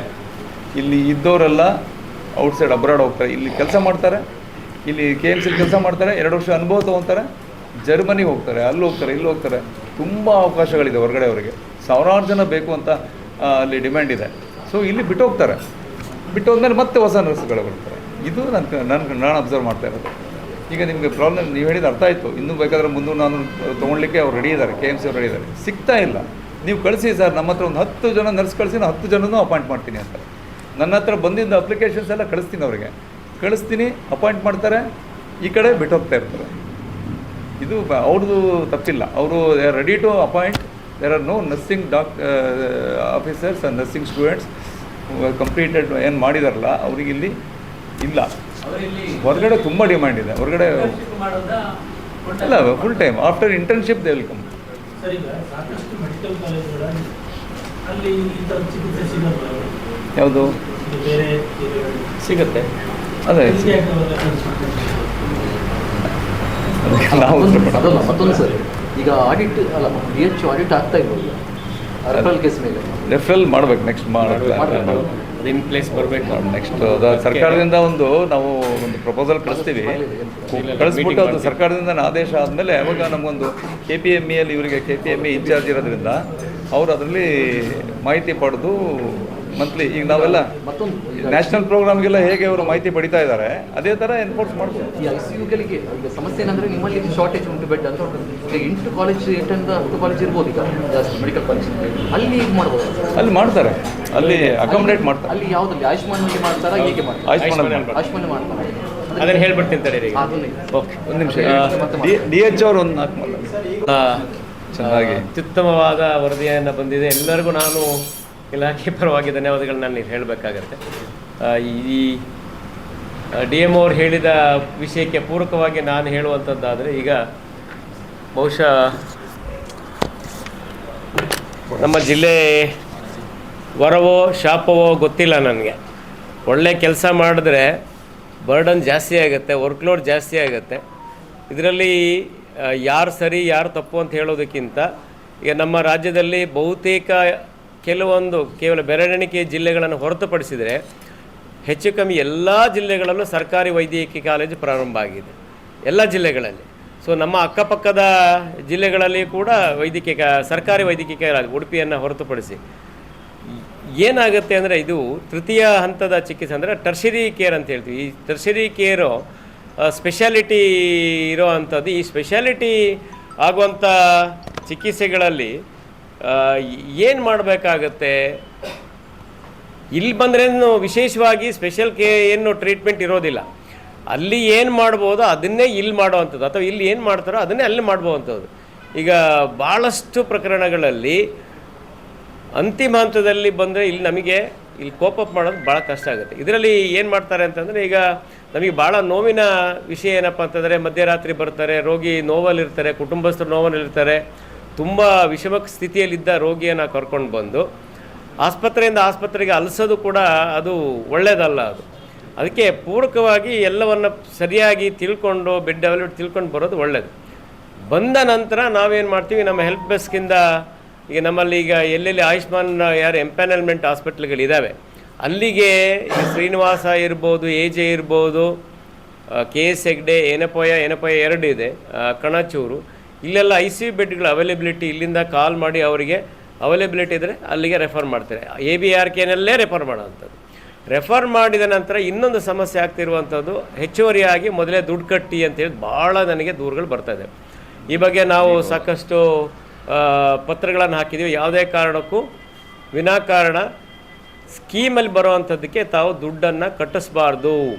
ಸೊ ಸ್ಕೀಮ್ ಏನು ಬರುತ್ತೆ, ಸ್ಕೀಮಲ್ಲಿ ಏನು ಕ್ಲೈಮ್ ಆಗುತ್ತೆ ಅಂಥದ್ದನ್ನು ತಾವು ಕಟ್ಟಿಸ್ಕೊಳ್ಬೇಕಂದ್ರೆ ಅದು ಏನು ಬರುತ್ತೆ ಅದರ ನಂತರ ಸರ್ಕಾರದಿಂದ ಬಂದ ನಂತರ ಕ್ಲೈಮ್ ಮಾಡ್ಕೊಳ್ಳಿ ಅಂತ ಹೇಳ್ತಾ ಇರೋದು. ಸೊ ಇದಕ್ಕೆ 3-4 ಬಾರಿ ನಾನು ಈಗ ಪತ್ರಗಳನ್ನು ಅವರಿಗೆ ಹಾಕಿದ್ದೀನಿ, ಸಭೆಗಳನ್ನು ಮಾಡಿದ್ದೀನಿ. ಒಂದು ವೇಳೆ ಆ ರೀತಿ ಏನಾದರೂ ಆದರೆ ನನಗೆ ಫೋನ್ ಕಾಲ್ ಬರುತ್ತೆ, ನಾವು ಇಮಿಡಿಯೇಟಾಗಿ ಫೋನ್ ಮಾಡಿ ಯಾವುದೇ ಕಾರಣ ದುಡ್ಡು ಕಟ್ಟಿಸ್ಬೇಡಿ, ಅಡ್ಮಿಷನ್ ಮಾಡ್ಕೊಳ್ಳಿ ಅಂತ ಹೇಳಿದ್ದು ಕೂಡ ಇದೆ. ಹಾಗಾಗಿ ಅದು ಕೂಡ ಆಗುತ್ತೆ. ಜೊತೆಗೆ ಒಂದು ವೇಳೆ ಕಟ್ಟಿಸಿದ್ರೆ ನಾವೇನು ಮಾಡ್ತೀವಿ, ನಮ್ಮಲ್ಲಿ ಈ ಕುಂದುಕೊರತೆ ABRK ಕುಂದುಕೊರತೆ ಸಮಿತಿ ಇದೆ ಜಿಲ್ಲಾ ಮಟ್ಟದಲ್ಲಿ. ಮನೆ ಜಿಲ್ಲಾಧಿಕಾರಿಗಳು ಅದಕ್ಕೆ ಅಧ್ಯಕ್ಷರಿರ್ತಾರೆ. ಅಲ್ಲಿ ಯಾರು ದೂರದಾರ ಇರ್ತಾರೆ ಹಾಗೂ ಆಸ್ಪತ್ರೆಯನ್ನು ಕರೆದು ಅವರಲ್ಲಿ ಮಾತಾಡಿ ನಿಯಮವಾಗಿ ಬಾಹಿರವಾಗಿ ಕಟ್ಟಿಸಿದ್ದಾರೆ ಅಥವಾ ಕಟ್ಟೋ ಅಗತ್ಯ ಇತ್ತ ಅಂತೇಳಿ ಪರಿಶೀಲನೆ ಮಾಡಿ, ಮೊದಲನೇದಾಗಿ ನಾವು ಜಿಲ್ಲಾ ಆರೋಗ್ಯಾಧಿಕಾರಿ ಕಚೇರಿಯಲ್ಲಿ ನಾವು ಮಾಡಿಕೊಂಡು ನಾವೇ ಬಹುತೇಕ ನಾವು ಸೆಟಲ್ ಮಾಡ್ತೀವಿ. ಒಂದು ವೇಳೆ ಆಗಲಿಲ್ಲ ಅಂದರೆ ಜಿಲ್ಲಾಧಿಕಾರಿಗಳಲ್ಲಿ ಮಾಡ್ತೀವಿ. ಸೊ ಇದು ನನ್ನ ಕಡೆ ಇಲ್ಲಿಂದ ಒಂದು ಸ್ಪಷ್ಟ ಮಾಹಿತಿ ಎಲ್ಲ ಖಾಸಗಿ ವೈದ್ಯ ಸಂಸ್ಥೆಗಳಿಗೆ ABRKಯಿಂದ ಏನು ನಾವು ರೆಫರ್ ಮಾಡ್ತೀವಿ, ರೆಫರ್ ಮಾಡಿದಂಥದ್ದಕ್ಕೆ ಇಲ್ಲಿಂದ ವೆನ್ಲಾಕಿಂದ ಯಾವುದೇ ಕಾರಣಕ್ಕೂ ಮೊದಲನೇ ನೀವು ಬಂದು ಅಡ್ಮಿಷನ್ ಆದಾಗ ದುಡ್ಡು ಕಟ್ಟಿ ಅಂತ ಹೇಳೋದು ಬೇಡ. ಸೊ ಇದು ನಾನು ಮನವಿಯನ್ನು ಮಾಡ್ತಾಯಿದ್ದೀನಿ, ಸೂಚನೆ ಅಂತ ಅಲ್ಲೇ ಅಂದ್ಕೊಳ್ಳೋದು ಬೇಡ, ಮನವಿ ಮಾಡ್ತಿದ್ದೀನಿ. ತಮಗೆ ಅಡ್ಮಿಷನ್ ಆದ ನಂತರ, ಚಿಕಿತ್ಸೆ ಆದ ನಂತರ ಸರ್ಕಾರದಿಂದ ಯೋಜನೆಯಲ್ಲಿ ತಮಗೆ ಅನುದಾನ ಬಿಡುಗಡೆ ಆಗುತ್ತೆ, ಅಲ್ಲಿ ತಾವು ಅದನ್ನು ಬರೆಸ್ಕೊಳ್ಳೋದಕ್ಕೆ ಸಾಧ್ಯತೆ ಇದೆ. ಸೊ ಇಷ್ಟು ಇದರ ಜೊತೆಗೆ ಭಾಳಷ್ಟು ರೆಫರೆನ್ಸ್ಗಳನ್ನು 2A 2Bಗೆಲ್ಲ ಕೇಳ್ತಿರ್ತಾರೆ. ಇದನ್ನು ಈಗ ತಾವು ಒಳ್ಳೆ ಪ್ರಶ್ನೆ ಕೇಳಿದೆ, ಅದನ್ನು ಮಾನ್ಯ ಸಚಿವರ ಗಮನಕ್ಕೆ ತಂದು ಅದನ್ನು ನಾವೇನು ಮಾಡ್ಬೋದು ಅಂತಂದರೆ, ಒಂದಷ್ಟು ಇಲ್ಲಿಗ ವೆಯ್ಟಿಂಗ್ 10 ದಿವಸ 15 ದಿವಸ ಎಲ್ಲ ಸರ್ಜರಿ ಸಿಂಪಲ್ ಕೇಸ್ಗಳಿಗೆ ಆಗೋದ್ರಿಂದ ನಾವು ಸಮಯದ ಅವಧಿಯನ್ನು ಕಡಿಮೆ ಮಾಡೋದ್ರ ದೃಷ್ಟಿಯಿಂದ ಈಗ ಆದ್ಯತೆ ಮೇಲೆಗೆ ಕೆಲವೊಂದು ಪ್ರಕರಣ ಖಾಸಗಿಯಲ್ಲಿ ಮಾಡಿದ್ರು ಕೂಡ ಅದಕ್ಕೆ ಕ್ಲೈಮ್ ಆಗೋ ಥರ ಮಾಡೋದಕ್ಕೆ ಅವರ ಅನುಮತಿ ತಗೊಂಡು ಅದಕ್ಕೆ ವಿಸ್ತೃತವಾದ ಚರ್ಚೆ ಆಗಬೇಕಾಗತ್ತೆ. ಯಾಕೆಂದರೆ ಇದು ನಮ್ಮ ಒಂದು ಜಿಲ್ಲೆಗೆ ಆಗುವಂಥದ್ದಲ್ಲ, ಇಡೀ ರಾಜ್ಯದಲ್ಲಿ ಆಗಬೇಕು. ಹಾಗೂ ಇದು ರಾಷ್ಟ್ರಾದ್ಯಂತ ಆಗುವಂಥ ಇದು ಮಾರ್ಗಸೂಚಿಗಳು ಇರೋದರಿಂದ ಸೊ ಚರ್ಚೆಗಳಾದ ನಂತರ ಅದನ್ನು ಮಾಡೋದಕ್ಕೆ ಮಾನ್ಯ ಸಾಹೇಬ್ರು ಹೇಳಿದ್ದಾರೆ, ಅದನ್ನು ಕೂಡ ನಾವು ಮಾಡೋದಕ್ಕೆ ಪ್ರಯತ್ನವನ್ನು ಮಾಡ್ತೀವಿ. ಒಂದು ನನ್ನ ಕಳಕಳಿಯ ಮನವಿ ಏನಪ್ಪ ಅಂದರೆ, ಎಲ್ಲ ಜಿಲ್ಲೆಗಳು ಯಾರ್ಯಾರು ನೀವು ರೋಗಿಗಳನ್ನು ಅಕಾಲದಲ್ಲಿ ಕಳಿಸ್ತೀರಾ. ಈಗ ಆಕ್ಸಿಡೆಂಟ್ ಆಗಿ ಚಿಕ್ಕಮಗಳೂರದ 2 ನಾನು ರೀಲ್ಸ್ ನೋಡ್ತಾ ಇದ್ದೆ, ನಾನು ಹೆಡ್ ಇಂಜುರಿ ಪೇಷಂಟನ್ನು ನೀವು ಅಲ್ಲಿಂದ ಚಿಕ್ಕಮಗಳೂರಿಂದ ಬಂದು ಅಲ್ಲಿಂದ ಇಲ್ಲಿ ಎಲ್ಲ ಖಾಸಗಿ ಆಸ್ಪತ್ರೆ ಸುತ್ತಕೊಂಡು ಇಲ್ಲಿ ಬಂದು ಏನಂತಂದರೆ ವೆನ್ಲಾಕ್ ಆಸ್ಪತ್ರೆಗೆ ಮಾನವೀಯತೆ ಇಲ್ಲ, ರೋಗಿಯನ್ನು ಹೊರಗಡೆ ಮಲಗಿಸಿದ್ದಾರೆ, ಈ ರೀತಿಯ ಮಾತಾಡಿದ್ರೆ ಈಗ ನಾವು ಏನು ಮಾಡ್ಬೋದು ಅಂತಂದರೆ, ಈಗ ನಮ್ಮ ಸೌಲಭ್ಯ ಇದ್ದರೆ ಖಂಡಿತ ಕೊಡ್ಬೋದು. ಸೌಲಭ್ಯ ಇಲ್ಲದೆ ಈಗ ನಾನು ಅದನ್ನೇ ಹೇಳ್ತಾ ಇರ್ತೀನಿ, ICU ಬೆಡ್ ಸಿಗಬೇಕಂತಂದರೆ 3 ಅವಕಾಶ ಇದೆ. ಒಂದು, ರೋಗಿ ಗುಣಮುಖ ಆಗಬೇಕು. 2ನೇದು, ರೋಗಿ ಇಲ್ಲಿಂದ ಬೇರೆ ಕಡೆಗೆ ಹೋಗ್ಬೋದು. ಅಥವಾ 3ನೇದು, ಡೆತ್ ಆಗಬೇಕು. ಈ 3 ಅವಕಾಶಗಳಲ್ಲಷ್ಟೇ ನಮಗೆ ಬೇರೆ ರೋಗಿಗೆ ಬೆಡ್ಡನ್ನು ಅವಕಾಶ ಮಾಡ್ಬೋದು. ಇನ್ನೊಂದು ಭಾಳ ಅಮಾನವೀಯ ಆಗುತ್ತೆ ನಾನು ಹೇಳೋದು, ಕಿತ್ತು ಬೇರೆ ಕೊಡೋದು. ಬಟ್ ಅದು ಸಾಧ್ಯನೇ ಇಲ್ಲ, ಅದು ಮಾಡೋಕ್ಕೂ ಆಗೋದಿಲ್ಲ. ಸೊ ಈ ವಾಸ್ತವತೆಯನ್ನು ಎಲ್ಲರೂ ಅರ್ಥ ಮಾಡಿಕೊಂಡು ಹೊರ ಜಿಲ್ಲೆಯಿಂದ ಕಳಿಸುವಂಥವರಿಗೆ ಶಿವಮೊಗ್ಗದಲ್ಲಿ 2 ಮೆಡಿಕಲ್ ಕಾಲೇಜ್ ಇದೆ, ಸರ್ಕಾರಿ ಮೆಡಿಕಲ್ ಕಾಲೇಜ್, ಕೊಡಗಲ್ ಮೆಡಿಕಲ್ ಕಾಲೇಜ್, ಹಾಸನದಲ್ಲಿ ಮೆಡಿಕಲ್ ಕಾಲೇಜ್, ಚಿಕ್ಕಮಗಳೂರಲ್ಲಿ ಮೆಡಿಕಲ್ ಕಾಲೇಜ್ ಇದೆ, ಗದಗಲ್ ಮೆಡಿಕಲ್ ಕಾಲೇಜ್, ದಾವಣಗೆರೆಯಲ್ಲಿ ಮೆಡಿಕಲ್ ಕಾಲೇಜ್, ಸರ್ಕಾರಿ ಸಹಭಾಗಿತ್ವದಲ್ಲಿ ಇದೇ ಥರ ಆಗ್ತದೆ. ದಾವಣಗೆರೆ JGM ಮತ್ತು ಚಿಕ್ಕಟೇರಿ ಆಸ್ಪತ್ರೆಯಲ್ಲಿ ಆಗ್ತಾಯಿದೆ. ಈ ರೀತಿ ಬಹುತೇಕ ಎಲ್ಲ ವೈದ್ಯಕೀಯ ಕಾಲೇಜುಗಳು ಇರುವಂಥ ಜಿಲ್ಲೆಗಳಿಂದ ಸಣ್ಣ ಪುಟ್ಟ ಸಮಸ್ಯೆಗಳು ಇರುವಂಥದ್ದನ್ನು ಇಲ್ಲಿಗೆ ಕಳಿಸೋದು ಅಥವಾ ಡೆತ್ ಬೆಡ್ ಇಲ್ಲಿರೋಂಥ ಕಳಿಸ್ಬಿಟ್ಟು ಅನಗತ್ಯವಾಗಿ ಇದನ್ನು ನೆಗೆಟಿವ್ ಆಗಿ ಬಿಂಬಿಸಿ ಇಲಾಖೆಗೂ ಕೆಟ್ಟ ಹೆಸರು, ನಮ್ಮ ಜಿಲ್ಲೆಗೂ ಕೆಟ್ಟ ಹೆಸರು. ಸೊ ಇದು ನಾನು ಆಸ್ಪತ್ರೆಗೂ ಕೆಟ್ಟ ಹೆಸರು. ನಾನು ಕಳಕಳಿಯಾಗಿ ಎಲ್ಲ ಜಿಲ್ಲಾ ಆರೋಗ್ಯ ಮತ್ತು ಕುಟುಂಬ ಕಲ್ಯಾಣಾಧಿಕಾರಿಗಳು ಮತ್ತು ಅವರ ಅಧೀನದ ತಾಲೂಕು ಮಟ್ಟದ ಆಸ್ಪತ್ರೆಗಳು ಹಾಗೂ ಖಾಸಗಿ ಆಸ್ಪತ್ರೆಗಳು ಹಾಗೂ ಜಿಲ್ಲಾ ಮಟ್ಟದ ಸರ್ಕಾರಿ ಒಡೆತನದ ವೈದ್ಯಕೀಯ ಕಾಲೇಜುಗಳು ಮತ್ತು ಜಿಲ್ಲಾಸ್ಪತ್ರೆಗಳಿಂದ ತಾವುಗಳು ಏನಾದರೂ ರೋಗಿಯನ್ನು ಕಳಿಸ್ಬೇಕಂತಂದರೆ ನಮ್ಮ ವೆನ್ಲಾಕ್ ಆಸ್ಪತ್ರೆಯನ್ನು ಸಂಪರ್ಕಿಸಿ ಇಲ್ಲಿಯ ಹೆಲ್ಪ್ ಡೆಸ್ಕ್ ಸಹಾಯವಾಣಿ ಏನಿದೆ ಅದರ ತಗೊಂಡು ಇಲ್ಲಿ ಬೆಡ್ ಇದೆ ಅಂತಂದರೆ ಮಾತ್ರ ಕಳಿಸಿ, ಇಲ್ಲಾಂದರೆ ಅನಗತ್ಯವಾಗಿ ಯಾರನ್ನೂ ದಯವಿಟ್ಟು ಕಳಿಸ್ಬೇಡಿ. ಸೊ ಇನ್ನೊಂದು, ಇಲ್ಲಿ ಹಾಸನ ಮತ್ತು ಚಿಕ್ಕಮಗಳೂರು ಮತ್ತು ಕೊಡಗು ಜಿಲ್ಲೆಗಳಿಗೆ, ಕೊಡಗನ್ನು ಬಿಟ್ಟರು ಕೂಡ ಚಿಕ್ಕಮಗಳೂರು ಇದೆ, ಬೆಂಗಳೂರು ಇದಕ್ಕಿಂತ ತುಂಬ ಹತ್ತಿರ ಇದೆ. ಹಾಸನ ಅಂದರೆ 1.5-2 ಗಂಟೆಲೆಲ್ಲ ನಾವು ಬೆಂಗಳೂರಿಗೆ ಹೋಗ್ಬಿಡ್ಬೋದು. ಅದೇ ರೀತಿ ಚಿಕ್ಕಮಗಳೂರು ಕೂಡ 2.5-3 ಗಂಟೆಗೆ ಬೆಂಗಳೂರಿಗೆ ಹೋಗ್ಬಿಡ್ಬೋದು. ಸೊ ಅದನ್ನು ಬಿಟ್ಟು ಇಲ್ಲಿಗೆ ಅನಗತ್ಯವಾಗಿ ಕಳಿಸಿ ರೋಗಿಯ ಪ್ರಾಣ ಜೊತೆ ಚೆಲ್ಲಾಟ ಆಡಬಾರ್ದು ಅಂಥೇಳಿ ನಾನು ಕಳಕಳಿಯಾಗಿ ಮನವಿ ಮಾಡ್ತಾಯಿದ್ದೀನಿ. ಸರ್, ಈಗ ABRK ನೀವು ಪ್ರೈವೇಟ್ ಹಾಸ್ಪಿಟಲ್ ರೆಫರ್ ಮಾಡಿದಾಗ ಅವರು ಹಣ ಕೇಳ್ತಾರೆ. ಗ್ಯಾರಂಟಿ ಕ್ಲಾಸಸ್ ಏನಿಲ್ವಾ ಹಾಸ್ಪಿಟಲ್ಸಿಗೆ? ಇದು ಕಾನೂನಲ್ವಾ ABRK? ಹೌದು, ಅದಿದೆ. ಅವರು ಕಾನೂನು ಮೀರಿ ಅವ್ರದ್ದು ಹಣ ಕೇಳಿದ್ರು ಅದು ಇದೆ ಕೂಡ, ಅದು ಕೂಡ ಎನ್ಫೋರ್ಸ್ಮೆಂಟ್ ಮಾಡ್ತೀವಿ ನಾವು. ಇದರಲ್ಲಿ DMPNL ಮಾಡ್ಬೋದು ಅವರಿಗೆ, ಅದು ಕಾನೂನಲ್ಲಿ ಅವಕಾಶ ಇದೆ. ಈಗ ಅವ್ರಿಗೆ ಎಂಪ್ಲಾಯ್ಮೆಂಟ್ ಏನಿರುತ್ತೆ ಅದನ್ನು ನಾವು ಅವ್ರಿಗೆ ಈ ಯೋಜನೆಯಿಂದ ಹೊರಗಿಡೋದಕ್ಕೆ ಅವಕಾಶ ಇದೆ. ಅದಕ್ಕೋಸ್ಕರ ನಾವು ಮಾಡ್ತಾ ಇಲ್ಲ. ಜೊತೆಗೆ ತಾವು ಹೇಳಿದಾಗ ಏನಾದರೂ ಇದು ದಂಡ ವಿಧಿಸೋದಕ್ಕೆ ಅವಕಾಶ ಇದೆಯಾ, ನಾನು ಪರಿಶೀಲನೆ ಮಾಡ್ತೀನಿ, ನೋಡ್ಬಿಟ್ಟು ನಾನು. ABRK ಕೆಲವು ಆಸ್ಪತ್ರೆಗಳು ಕನ್ಸಿಡರ್ ಮಾಡ್ತಾ ಇಲ್ಲ ಅಂತ ಪೇಷಂಟ್ಗಳನ್ನು. ಇಲ್ಲ, ಅದರಲ್ಲಿ ABRKದ್ದು ಪ್ರಾಬ್ಲಮ್ ಏನಂದ್ರೆ ಆ ಪ್ಯಾಕೇಜ್ ಇದೆ ಸರ್, ನೀವು ಕೊಡುವಂಥ ಪ್ಯಾಕೇಜಿಗೆ ಅದಕ್ಕೆ ಸೂಟ್ ಆಗ್ತಾ ಇಲ್ಲ ಅಂತ. ಅದು ಯಾವ್ದು ರಿವೈಸ್ ಆಗಿಲ್ಲ. ಇಲ್ಲ, ಅದು ಅದರಿಂದ ಈಗ ಕಂಪ್ಲೀಟ್ ABRKದ್ದು ಸೌತ್ ಕೇಂದ್ರದಲ್ಲಿ ಆದಷ್ಟು ಕಡಿಮೆ ಆಗಿದೆ. ಇಲ್ಲ, ಅದು ಈಗ ಯಾವುದು ಕೂಡ ಕನ್ಸಿಡರ್ ಮಾಡ್ತಾರೆ. ಹಿಂದಿನ ಬಾರಿ ಇಲ್ಲ ಗೊತ್ತಿದೆ, ಹಿಂದಿನ ಬಾರಿ ದಿನೇಶ್ ಗುಂಡೂರಾವ್ ಸಾಹೇಬ್ ಇದ್ದಾಗಲೂ ಅವರು ಇದು ಪ್ಯಾಕೇಜ್ ರೇಟ್ ಜಾಸ್ತಿ ಮಾಡಬೇಕಂತ ನಾವಿಬ್ಬರೇ ಅವ್ರಿಗೆ ಹೇಳಿದ್ದೀವಿ. ಅವರು ಮಾಡೋಣ ಅಂತ ಹೇಳಿದ್ವಿ. ಈಗ ನಮ್ಮ ಸಾಹೇಬ್ರು ಇರೋದ್ರಿಂದ ಅವ್ರಿಗೂ ಕೂಡ ಹೇಳಿದ್ದೀವಿ ಪ್ಯಾಕೇಜ್ ರೇಟ್ ಜಾಸ್ತಿ ಆಗುತ್ತೆ, ತುಂಬ ಕಡಿಮೆ ಇದೆ. ಸೊ ಕಡಿಮೆ ಇರೋದ್ರಿಂದ ಇದು ಗೊಂದಲಗಳು ಇದ್ದಾವೆ, ಅದನ್ನು ಸರಿ ಮಾಡಿಸೋಣ ಅಂತ ಹೇಳಿದ್ವಿ. ರಾಜ್ಯ ಮಟ್ಟದಲ್ಲಿ ABRK ಒಂದು ವಿಶೇಷ ಸಭೆಯನ್ನು ಕರಿತೀನಿ ಅಂತ ಅವ್ರು ಹೇಳಿದ್ದಾರೆ. ಸೊ ಅದಾದರೆ ಖಂಡಿತವಾಗ್ಲೂ ಇದು ಒಂದಷ್ಟು ಮಟ್ಟಿಗೆ ಗೊಂದಲಗಳು ಬಗೆಹರಿಯುತ್ತೆ. ಸರ್, ಈಗ ಈ ರಾಜ್ಯದ ಬೇರೆ ಕಡೆಯಿಂದ ಬರುವಂಥದ್ದು ಸರಿ 20% ತನಕ ಕೇರಳದಿಂದ ಬರ್ತಾ ಇದೆ. ಹೌದು, ಅವರಿಗೆ ಏನು ಏನಂದರೆ ಏನಿಲ್ಲ, ಎಲ್ಲ ರೋಗಿಗಳು ಒಂದೇ. ಬಟ್ ಅವ್ರಿಗೂ ಕೂಡ ಮೋಸ್ಟ್ ಆಫ್ ದೆಮ್ ಈಗ ಅವ್ರಿಗೆ ಏನು BPL ಕಾರ್ಡು, ಆಧಾರ್ ಕಾರ್ಡ್ ಏನು ಯೂಸ್ ಆಗಲ್ಲ ಕೇರಳದವ್ರಿಗೆ.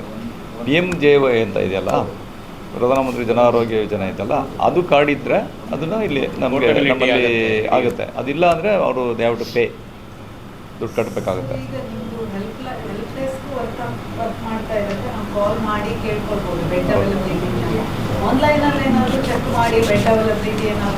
ಅದೊಂದು ಮಾಡೋದು ಸ್ಟ್ರೀಮ್ಲೈನ್ ಮಾಡ್ತೀವಿ. ಇದು ನಮ್ಮ ಮನಸ್ಸಲ್ಲಿದೆ, ಸ್ಟೇಟ್ ವೈಡ್ ಮಾಡ್ಬೇಕಂತ ಹೇಳಿ. ಇದು ನಮ್ಮ ಕರೆಕ್ಟ್. ಅದು ಮೊನ್ನೆ ಮಾನ್ಯ ಸಚಿವರು ಅದನ್ನು ಹೇಳಿದ್ರು, ಮೊನ್ನೆ DC ಆಫೀಸಲ್ಲಿದ್ದಾಗ. ಇದು ಆನ್ಲೈನಲ್ಲಿ ಅದನ್ನೆಲ್ಲ ಡಿಸ್ಪ್ಲೇ ಆಗಂಗೆ ಬೆಡ್ ಅವೈಲಬಿಲಿಟಿಯಿಂದ ಡಿಸ್ಪ್ಲೇ ಮಾಡ್ತಾ ಇರಬೇಕು. ಒಂದು ವೆಬ್ಸೈಟ್ ಮಾಡಿ ಎಲ್ಲರೂ ಮಾಡಿ ಅದರಲ್ಲಿ ಮಾಡೋದು ಒಳ್ಳೇದು. ಇದು ಒಳ್ಳೆ ಸಲಹೆ. ಮತ್ತು ಅದು ಪ್ಲಾನು ಇದೆ ಕೂಡ. ಈಗ PM ರಾತ್ ಅಂತ ಹೇಳ್ಬಿಟ್ಟು ಫೆಬ್ರವರಿ 2026ರಿಂದ ನಮ್ಮ ರಾಷ್ಟ್ರಾದ್ಯಂತ ಜಾರಿಗೆ ಬಂದಿರೋವಂಥದ್ದು ಒಂದು ಭಾಳ ವಿನೂತನವಾದ ಯೋಜನೆ. ಇದು ಹಿಂದೆ ಈಗ 10 ವರ್ಷದ ಹಿಂದೆ ಮುಖ್ಯಮಂತ್ರಿಗಳ ಹರೀಶ್ ಸಾಂತ್ವನ ಯೋಜನೆ ಅಂತೇಳಿ ಪ್ರಾರಂಭ ಮಾಡಿದ್ರು. ಅದರಲ್ಲಿ 25,000 ರೋಗಿಗಳಿಗೆ, ಏನು ರಸ್ತೆ ಅಪಘಾತಗಳಲ್ಲಿ ತೀವ್ರವಾಗಿ ಗಾಯಗೊಂಡಂಥ ರೋಗಿಗೆ ತುರ್ತಾಗಿ ಆತನಿಗೆ ಯಾವುದೇ ಹಣಕಾಸಿನ ನೆರವು ಇಲ್ಲದೇ ಇದ್ದಾಗ ಸರ್ಕಾರದಿಂದ ಕೊಡುವಂಥ ಒಂದು ನೋಂದಾಯಿತ ಆಸ್ಪತ್ರೆಗಳಲ್ಲಿ ಮಾಡುವಂಥದ್ದು ಇದ್ದಿದ್ದು. ಈಗ ಅದನ್ನೇ ಈಗ ಕೇಂದ್ರ ಸರ್ಕಾರದ ಜೊತೆಗೆ ನಮ್ಮ ಸರ್ಕಾರ ಕೂಡ ಒಂದಷ್ಟು ರಾಜ್ಯದಲ್ಲಿ ಕೂಡ ಮಾಡಿರೋವಂಥದ್ದು. ಇದು ಯಾವುದೇ ವ್ಯಕ್ತಿ ರಸ್ತೆ ಅಪಘಾತದಲ್ಲಿ ತೀವ್ರವಾಗಿ ಗಾಯಗೊಂಡಲ್ಲಿ ಅಂಥ ರೋಗಿಯನ್ನು ಹತ್ತಿರದ ಯಾವುದಾದ್ರು ಆಸ್ಪತ್ರೆಗೆ, ನೋಂದಾಯಿತ ಆಸ್ಪತ್ರೆ, ಸರ್ಕಾರಿ ಆಸ್ಪತ್ರೆಗಳಿಗೆ ತೆಗೆದುಕೊಂಡು ಹೋದಲ್ಲಿ ಅಲ್ಲಿ ಈ ಕಂಡೀಷನ್ಸ್ ಹೀಗಿದೆ. ಈ PM ರಾತ್ ಯೋಜನೆ ಫಲಾನುಭವಿ ಆಗಬೇಕಾದ್ರೆ EDAR ಅಂತ ಒಂದು ಪೋರ್ಟಲ್ ಇದೆ. EDAR ಅಂದರೆ ಎಲೆಕ್ಟ್ರಾನಿಕ್ ಡೀಟೇಲ್ಡ್ ಆಕ್ಸಿಡೆಂಟ್ ರಿಜಿಸ್ಟರ್ ಅಂತ. ಅಂದರೆ ಈಗ ನಾವು ಮೊದಲೆಲ್ಲ ಮ್ಯಾನ್ಯುವಲ್ ಆಗಿ ಬುಕ್ಕಲ್ಲಿ MLCಯನ್ನು ಬರೀತಿದ್ವಿ, ಎಷ್ಟು ಇಂಜುರಿ ಆಗಿದೆ, ಏನಾಗಿದೆ ಅಂತ ಬರ್ದ್ಬಿಟ್ಟು. ಈಗ ಅದನ್ನೇನು ಮಾಡ್ತಿದ್ದೀವಿ ಅಂದರೆ ಪ್ರತಿ ಹಾಸ್ಪಿಟ್ಲ್ಗಳಲ್ಲಿ ಡಿಟೇಲ್ಡ್ ಆಗಿ ನಾವು ಆನ್ಲೈನಲ್ಲಿ EDAR-ಅಲ್ಲಿ ಬರೀಬೇಕು. ಬರೆದ್ಬಿಟ್ಟು ಅದೇನಾಗುತ್ತೆ ಅಪ್ಲೋಡ್ ಮಾಡಿದ್ರೆ ಅದು TMS ಅಂತ ಪೋರ್ಟಲ್ ಇದೆ, ಅದು TMS ಪೋರ್ಟ್ ಆಗುತ್ತೆ. ಅಲ್ಲಿಂದ ಪೊಲೀಸರಿಗೆ ಹೋಗುತ್ತೆ. ಪೊಲೀಸರು ಅದನ್ನು ಈ ಆಕ್ಸಿಡೆಂಟಲ್ಲಿ ಯಾವ ಲೊಕೇಶನಲ್ಲಿದೆ ಅಲ್ಲಿ ನೋಡಿ ಅವ್ರು ಅಪ್ರೂವ್ ಮಾಡ್ತಾರೆ. ಅಪ್ರೂವ್ ಆಗಿ ನಾನು ಬಂದ ನಂತರ ಇದು ಕಾಲಮಿತಿ ಇದೆ. ಯಾವುದೇ ರೋಗಿ ಗಾಯಗೊಂಡಲ್ಲಿ 24 ಗಂಟೆ ಒಳಗೆ ಇದನ್ನು ಯಾವ first point of contact hospital ಯಾವ್ದು ಹೋಗಿರ್ತಾರೆ ಅಲ್ಲಿ EDAR-ಅನ್ನು ಮಾಡಿ TMS ಪೋರ್ಟಲ್ಗೆ ಅಪ್ಲೋಡ್ ಮಾಡಿದ್ರೆ ಅವರಿಗೆ 1.5 ಲಕ್ಷದ ಅಷ್ಟು ಅವರಿಗೆ ಚಿಕಿತ್ಸಾ ವೆಚ್ಚವನ್ನು ಭರಿಸೋದಕ್ಕೆ ಅವಕಾಶ. 1.5 ಲಕ್ಷ ಇದೆ. 24 ಅವರ್ಸ್ ಒಳಗೆ ಅಪ್ಲೋಡ್ ಮಾಡಬೇಕು. ತೀವ್ರ ಗಾಯಗೊಂಡವರಿಗೆ, ತುಂಬಾ ಸಿವಿಯರ್ ಇಂಜುರಿ ಇದ್ದರೆ 48 ಅವರ್ಸ್ ಟೈಮ್ ಇದೆ. ತುಂಬ ಒಂದು 24 ಗಂಟೆ ಜಾಸ್ತಿ ಕೊಟ್ಟಿದ್ದಾರೆ. ಇದರಲ್ಲಿ ಯಾವುದೇ ದಾಖಲೆಗಳನ್ನು ಕೇಳುವಂಥದ್ದಾಗಲಿ ಏನು ಮಾಡೋ ಹಂಗಿಲ್ಲ. EDAR APL BPL ಎರಡಕ್ಕೂ ಫ್ರೀ. APL BPL ಎರಡಕ್ಕೂ ಫ್ರೀಯಾಗಿ ಆಗುವಂಥದ್ದು. ಸೊ ಪ್ರೀ ರಿಕ್ವಿಸಿಟ್ ಒಂದೇ, ಈಡಾರಲ್ಲಿ ಕಡ್ಡಾಯವಾಗಿ ಮಾಡಬೇಕು. ಈಗ ನಮ್ಮ ಜಿಲ್ಲೆಯಲ್ಲಿ ಸ್ಲೋ ಆಗಿ ನಾವೀಗ ಪೊಲೀಸರು ಮತ್ತು ನಾವು ಈಗ ಆರಕ್ಷಕ ಇಲಾಖೆ ನಾವು ಒಟ್ಟಿಗೆ ಒಂದು ತರಬೇತಿಯನ್ನು ಈಗಾಗಲೇ ಮೀಟಿಂಗ್ ಮಾಡಿದ್ದು, ಈ ಮತ್ತೆ ಒಂದು ತರಬೇತಿ ನಾನೇ ಮಾಡ್ತಾ ಇದ್ದೀನಿ. ಎಲ್ಲ ಖಾಸಗಿ ಆಸ್ಪತ್ರೆಗಳೊಂದಿಗೆ ಮತ್ತು ಆರಕ್ಷಕ ಇಲಾಖೆಯೊಂದಿಗೆ ಒಂದು ಸಭೆಯನ್ನು ಮಾಡಿ ಈ ಸಾರ್ವಜನಿಕರ ಒಂದಷ್ಟು ಒಳ್ಳೆ ಮಾಹಿತಿ ಹೋಗಲಿ ಅನ್ನೋದು ನನ್ನ ಉದ್ದೇಶ. ಇದರಲ್ಲಿ ಯಾರೇ ಸಾರ್ವಜನಿಕರು ಸಹಾಯ ಹಸ್ತವನ್ನು ಚಾಚಿದಾಗ ಕಡ್ಡಾಯವಾಗಿ ಆಸ್ಪತ್ರೆಗೆ ತಗೊಂಡೋಗಿ ಈಡಾರನ್ನು ಫಸ್ಟ್ ಮಾಡಿಸ್ಬೇಕು. ಆನಂತರ ಉಳಿದಿದ್ದು ತನ್ನಿಂತಾನೇ ಅದು ಅದಕ್ಕೆ ಹೆಲ್ಪ್ ಆಗುತ್ತೆ. ಯಾರು ಮಾಡೋದು? ಆಸ್ಪತ್ರೆ ನಮ್ಮಲ್ಲೇ ಅದ್ರ ಪೂರ್ವಕವಾಗಿ ಯಾವ ಆಸ್ಪತ್ರೆ ಬೇಕಾದ್ರೆ ಈಡಾರದು ಆನ್ಲೈನ್ ಎಂಟ್ರಿ ರಿಗಾರ್ಡಿಂಗ್ ನಿಮ್ಮ ಏನು ಪೇಷಂಟ್ ಪಾರ್ಟಿ ಮಾಡ್ಲಿಕ್ಕೆ ಆಗಲ್ಲ. ಮಾಡಬೇಕು. ಅಲ್ಲ ಆಸ್ಪತ್ರೆ ಅವರೇ ಕಾಯ್ಲಿಕ್ಕೆ ಇಲ್ಲ, ಹಾಸ್ಪಿಟಲ್ ಅವರೇ Hospital ಅವರೇ ಮಾಡಬೇಕು. ಹಾಸ್ಪಿಟಲ್ ಅವರೇ ಮಾಡಬೇಕು. ಈಡಾರ್ ಅಂತಂದ್ರೆ ಯಾಕೆ ಹೇಳ್ತೀನಿ, ಆಕ್ಸೆಸ್ ಅವರಿಗೆ ಮಾತ್ರ ಇರೋದು. ಹೌದು. ಯಾಕೆ ಅಂತಂದ್ರೆ ಈಗೆಲ್ಲ ಇಂಜುರಿ ಆಯಿತು, ಇಂಜುರಿ ಜನಗಳಿಗೆ ನಿಮಗೆ ಗೊತ್ತಿರಲ್ಲ. ಸಾಮಾನ್ಯ ಜನಗಳಿಗೆ ಎಲ್ಲಿ ಇಂಜುರಿ ಆಗಿದೆ, ಟೈಪ್ ಆಫ್ ವುಂಡ್ ಏನಿರುತ್ತೆ, ಮೆಡಿಕಲ್ ಟರ್ಮಿನಾಲಜಿ ಗೊತ್ತಿರಲ್ಲ. ಅದು ಡಾಕ್ಟರೇ ಮಾಡಬೇಕು. ಸೊ ಅದಾಯ್ತು. ಈಡರ್ ಎಂಟರ್ ಆದ್ಮೇಲೆ ಪೊಲೀಸರು ಎಪ್ರು ಅಂದ್ರೆ ಪೊಲೀಸರು ಯಾರು ಎಲ್ಲ ಸಿಬ್ಬಂದಿ ಸಂಬಂಧಪಟ್ಟ ಈಗ ನಾವು ಬೆಳ್ತಂಗಡಿಲ್ಲ ಆಯ್ತು ಅಂತ ಇಟ್ಕೊಳ್ಳೋಣ. ಬೆಳ್ತಂಗಡಿಲಿ ಆದಾಗ ಅಲ್ಲಿಂದ ಯಾವ ಲೊಕೇಶನಲ್ಲಿ ಆಗಿದೆ ಆ ಲೊಕ್ಯಾಲಿಟಿ ಯಾವ ಪೊಲೀಸ್ ಸ್ಟೇಷನ್ ವ್ಯಾಪ್ತಿಗೆ ಬರುತ್ತೆ ಅಲ್ಲಿಗೆ ಆಟೋ ಪೋರ್ಟ್ ಆಗುತ್ತೆ. TMS ಅಂತ ಪೋರ್ಟಲ್ ಇದೆ. ಆ ಪೋರ್ಟಲ್ಗೆ ಹೋಗಿ ಅಲ್ಲಿಂದ ಅಪ್ರೋಗ್ ಬರಬೇಕು, ಪೊಲೀಸರಿಂದ ವಾಪಸ್ ಬರಬೇಕು, ಅವಾಗ ಕ್ಲೇಮ್ ಆಗುತ್ತೆ. ಇದು 1 ವಾರದವರೆಗೆ ಚಿಕಿತ್ಸೆಗೆ ಅನುಕೂಲ ಇದೆ. ಆಕ್ಸಿಡೆಂಟಿಗೆ ಲೊಕೇಶನ್ ಇದೆ. ಈಗ ಬೆಳ್ತಂಗಡಿಯ ಪೇಷಂಟ್ ಇಲ್ಲಿಗೆ ಬಂದು ಈ ದರಲ್ಲಿ ಎಂಟ್ರಿ ಆಗುವಾಗ ಬೆಳ್ತಂಗಡಿಗೆ ಹೋಗ್ಬೇಕು, ನಿಯರೆಸ್ಟ್ ಹೋಗ್ಬೇಕು. ಈಗ ಇಲ್ಲಿ ಪೊಲೀಸ್ ಚೌಕಿ ಇದೆ ಇಲ್ಲಿ, ಸೊ ಅಲ್ಲಿಂದ ಮತ್ತೆ ಕೋಆರ್ಡಿನೇಟ್ ಮಾಡ್ತಾರೆ. ಇಲ್ಲಿಗೆ ಬೆಳ್ತಂಗಡಿ. ಹೌದು. ಈಗ ಅಲ್ಲಲ್ಲ ಒಂದು ಆಕ್ಸಿಡೆಂಟ್ ಆಯ್ತು. ಅಲ್ಲ ಇಲ್ಲಿ ಬಂದಾಗ ಇಲ್ಲೇ ಆಗುತ್ತೆ. ಈಗ ಅಲ್ಲ ಇಲ್ಲಿ ಎಂಟರ್ ಆಗುತ್ತೆ, ಬಟ್ ಇಲ್ಲಿ ನಮ್ಮ ಪಾಂಡೇಶ್ವರ ಸ್ಟೇಷನ್ಗೆ ಹೋಗುತ್ತೆ ನಿಯರ್ ಬೈ. ಅಲ್ಲಿಂದ ದೇ ವಿಲ್ ಕೋಆರ್ಡಿನೇಟ್ ಅದರ ಮಾಮೂಲಿ ಎಲ್ಲ ಹಾಗೆ ಇದೆ. ಸಂಬಂಧಪಟ್ಟ ಸ್ಟೇಷನ್ ಕೋಆರ್ಡಿನೇಟ್ ಮಾಡ್ತಾರೆ. ಫರ್ದರ್ ಏನು ಆ್ಯಕ್ಷನ್ ಆಗಬೇಕು ಅದು ಆಗ್ತದೆ. ಅದೇನಾಗಿದೆ ಅವರು ಒಂದು ದಿನ 24 ಗಂಟೆಯೊಳಗೆ ಅವರೇ ಅಪ್ರೂವ್ ಮಾಡಬೇಕಾ? ಯಾವುದು ಮಾಡಬೇಕು, ಮಾಡಲಿಲ್ಲ ಕ್ಲೈಮ್ ಆಗಲ್ಲ. ಕ್ಲೈಮ್ ಆಗಲ್ಲ. ಕ್ಲೇಮಿಗೆ ಕೊನೆಗೆ ಮಾತ್ರ ಅದು ಟರ್ಮ್ ಇರೋದು. ಹೌದೌದು. ಇಲ್ಲಿ ಪೇಷಂಟ್ಗೆ ಚಿಕಿತ್ಸೆ ಕೊಡ್ತಾರೆ. ಚಿಕಿತ್ಸೆಗೆ ಆಗ್ತಾರೆ 7 ದಿವಸವರೆಗೆ ಚಿಕಿತ್ಸೆಗೆ ಅವಕಾಶ ಇಲ್ಲಿ ಇದೆ. ಇನ್ನೊಂದು ಇದಂದ್ರೆ ಇದರಲ್ಲಿ APL BPL ಇಲ್ಲ. ಅನ್ನೋನ್ ಪರ್ಸನ್, ಅವ್ನು ಏನು ಹೆಸರು ಕುಲ ಗೋತ್ರ ಏನಿಲ್ಲ, ಅನ್ನೋನ್ ಅಂತಾನೆ ಹಾಕ್ಬಿಟ್ಟು ನಾವು ಕ್ಲೈಮ್ ಮಾಡ್ಕೊಬೋದು. ಸೊ ಅದೊಂದು ಅಡ್ವಾಂಟೇಜ್. ರಸ್ತೆ ಮೇಲೆ ಆಕ್ಸಿಡೆಂಟ್ ಆಗಿದ್ರೆ ಸೀದಾ ತಾನು ಗೌರ್ಮೆಂಟ್ ಹಾಸ್ಪಿಟ್ಲಿಗೆ ಬಿಟ್ಟರೆ ಅವನಿಗೆ ಯಾವುದೇ ಖರ್ಚಿಲ್ಲದಿದ್ದಂಗೆ ಒಂದು ಈಡರಲ್ಲಿ PM ರಾಹತಲ್ಲಿ ಮಾಡ್ಬೋದು.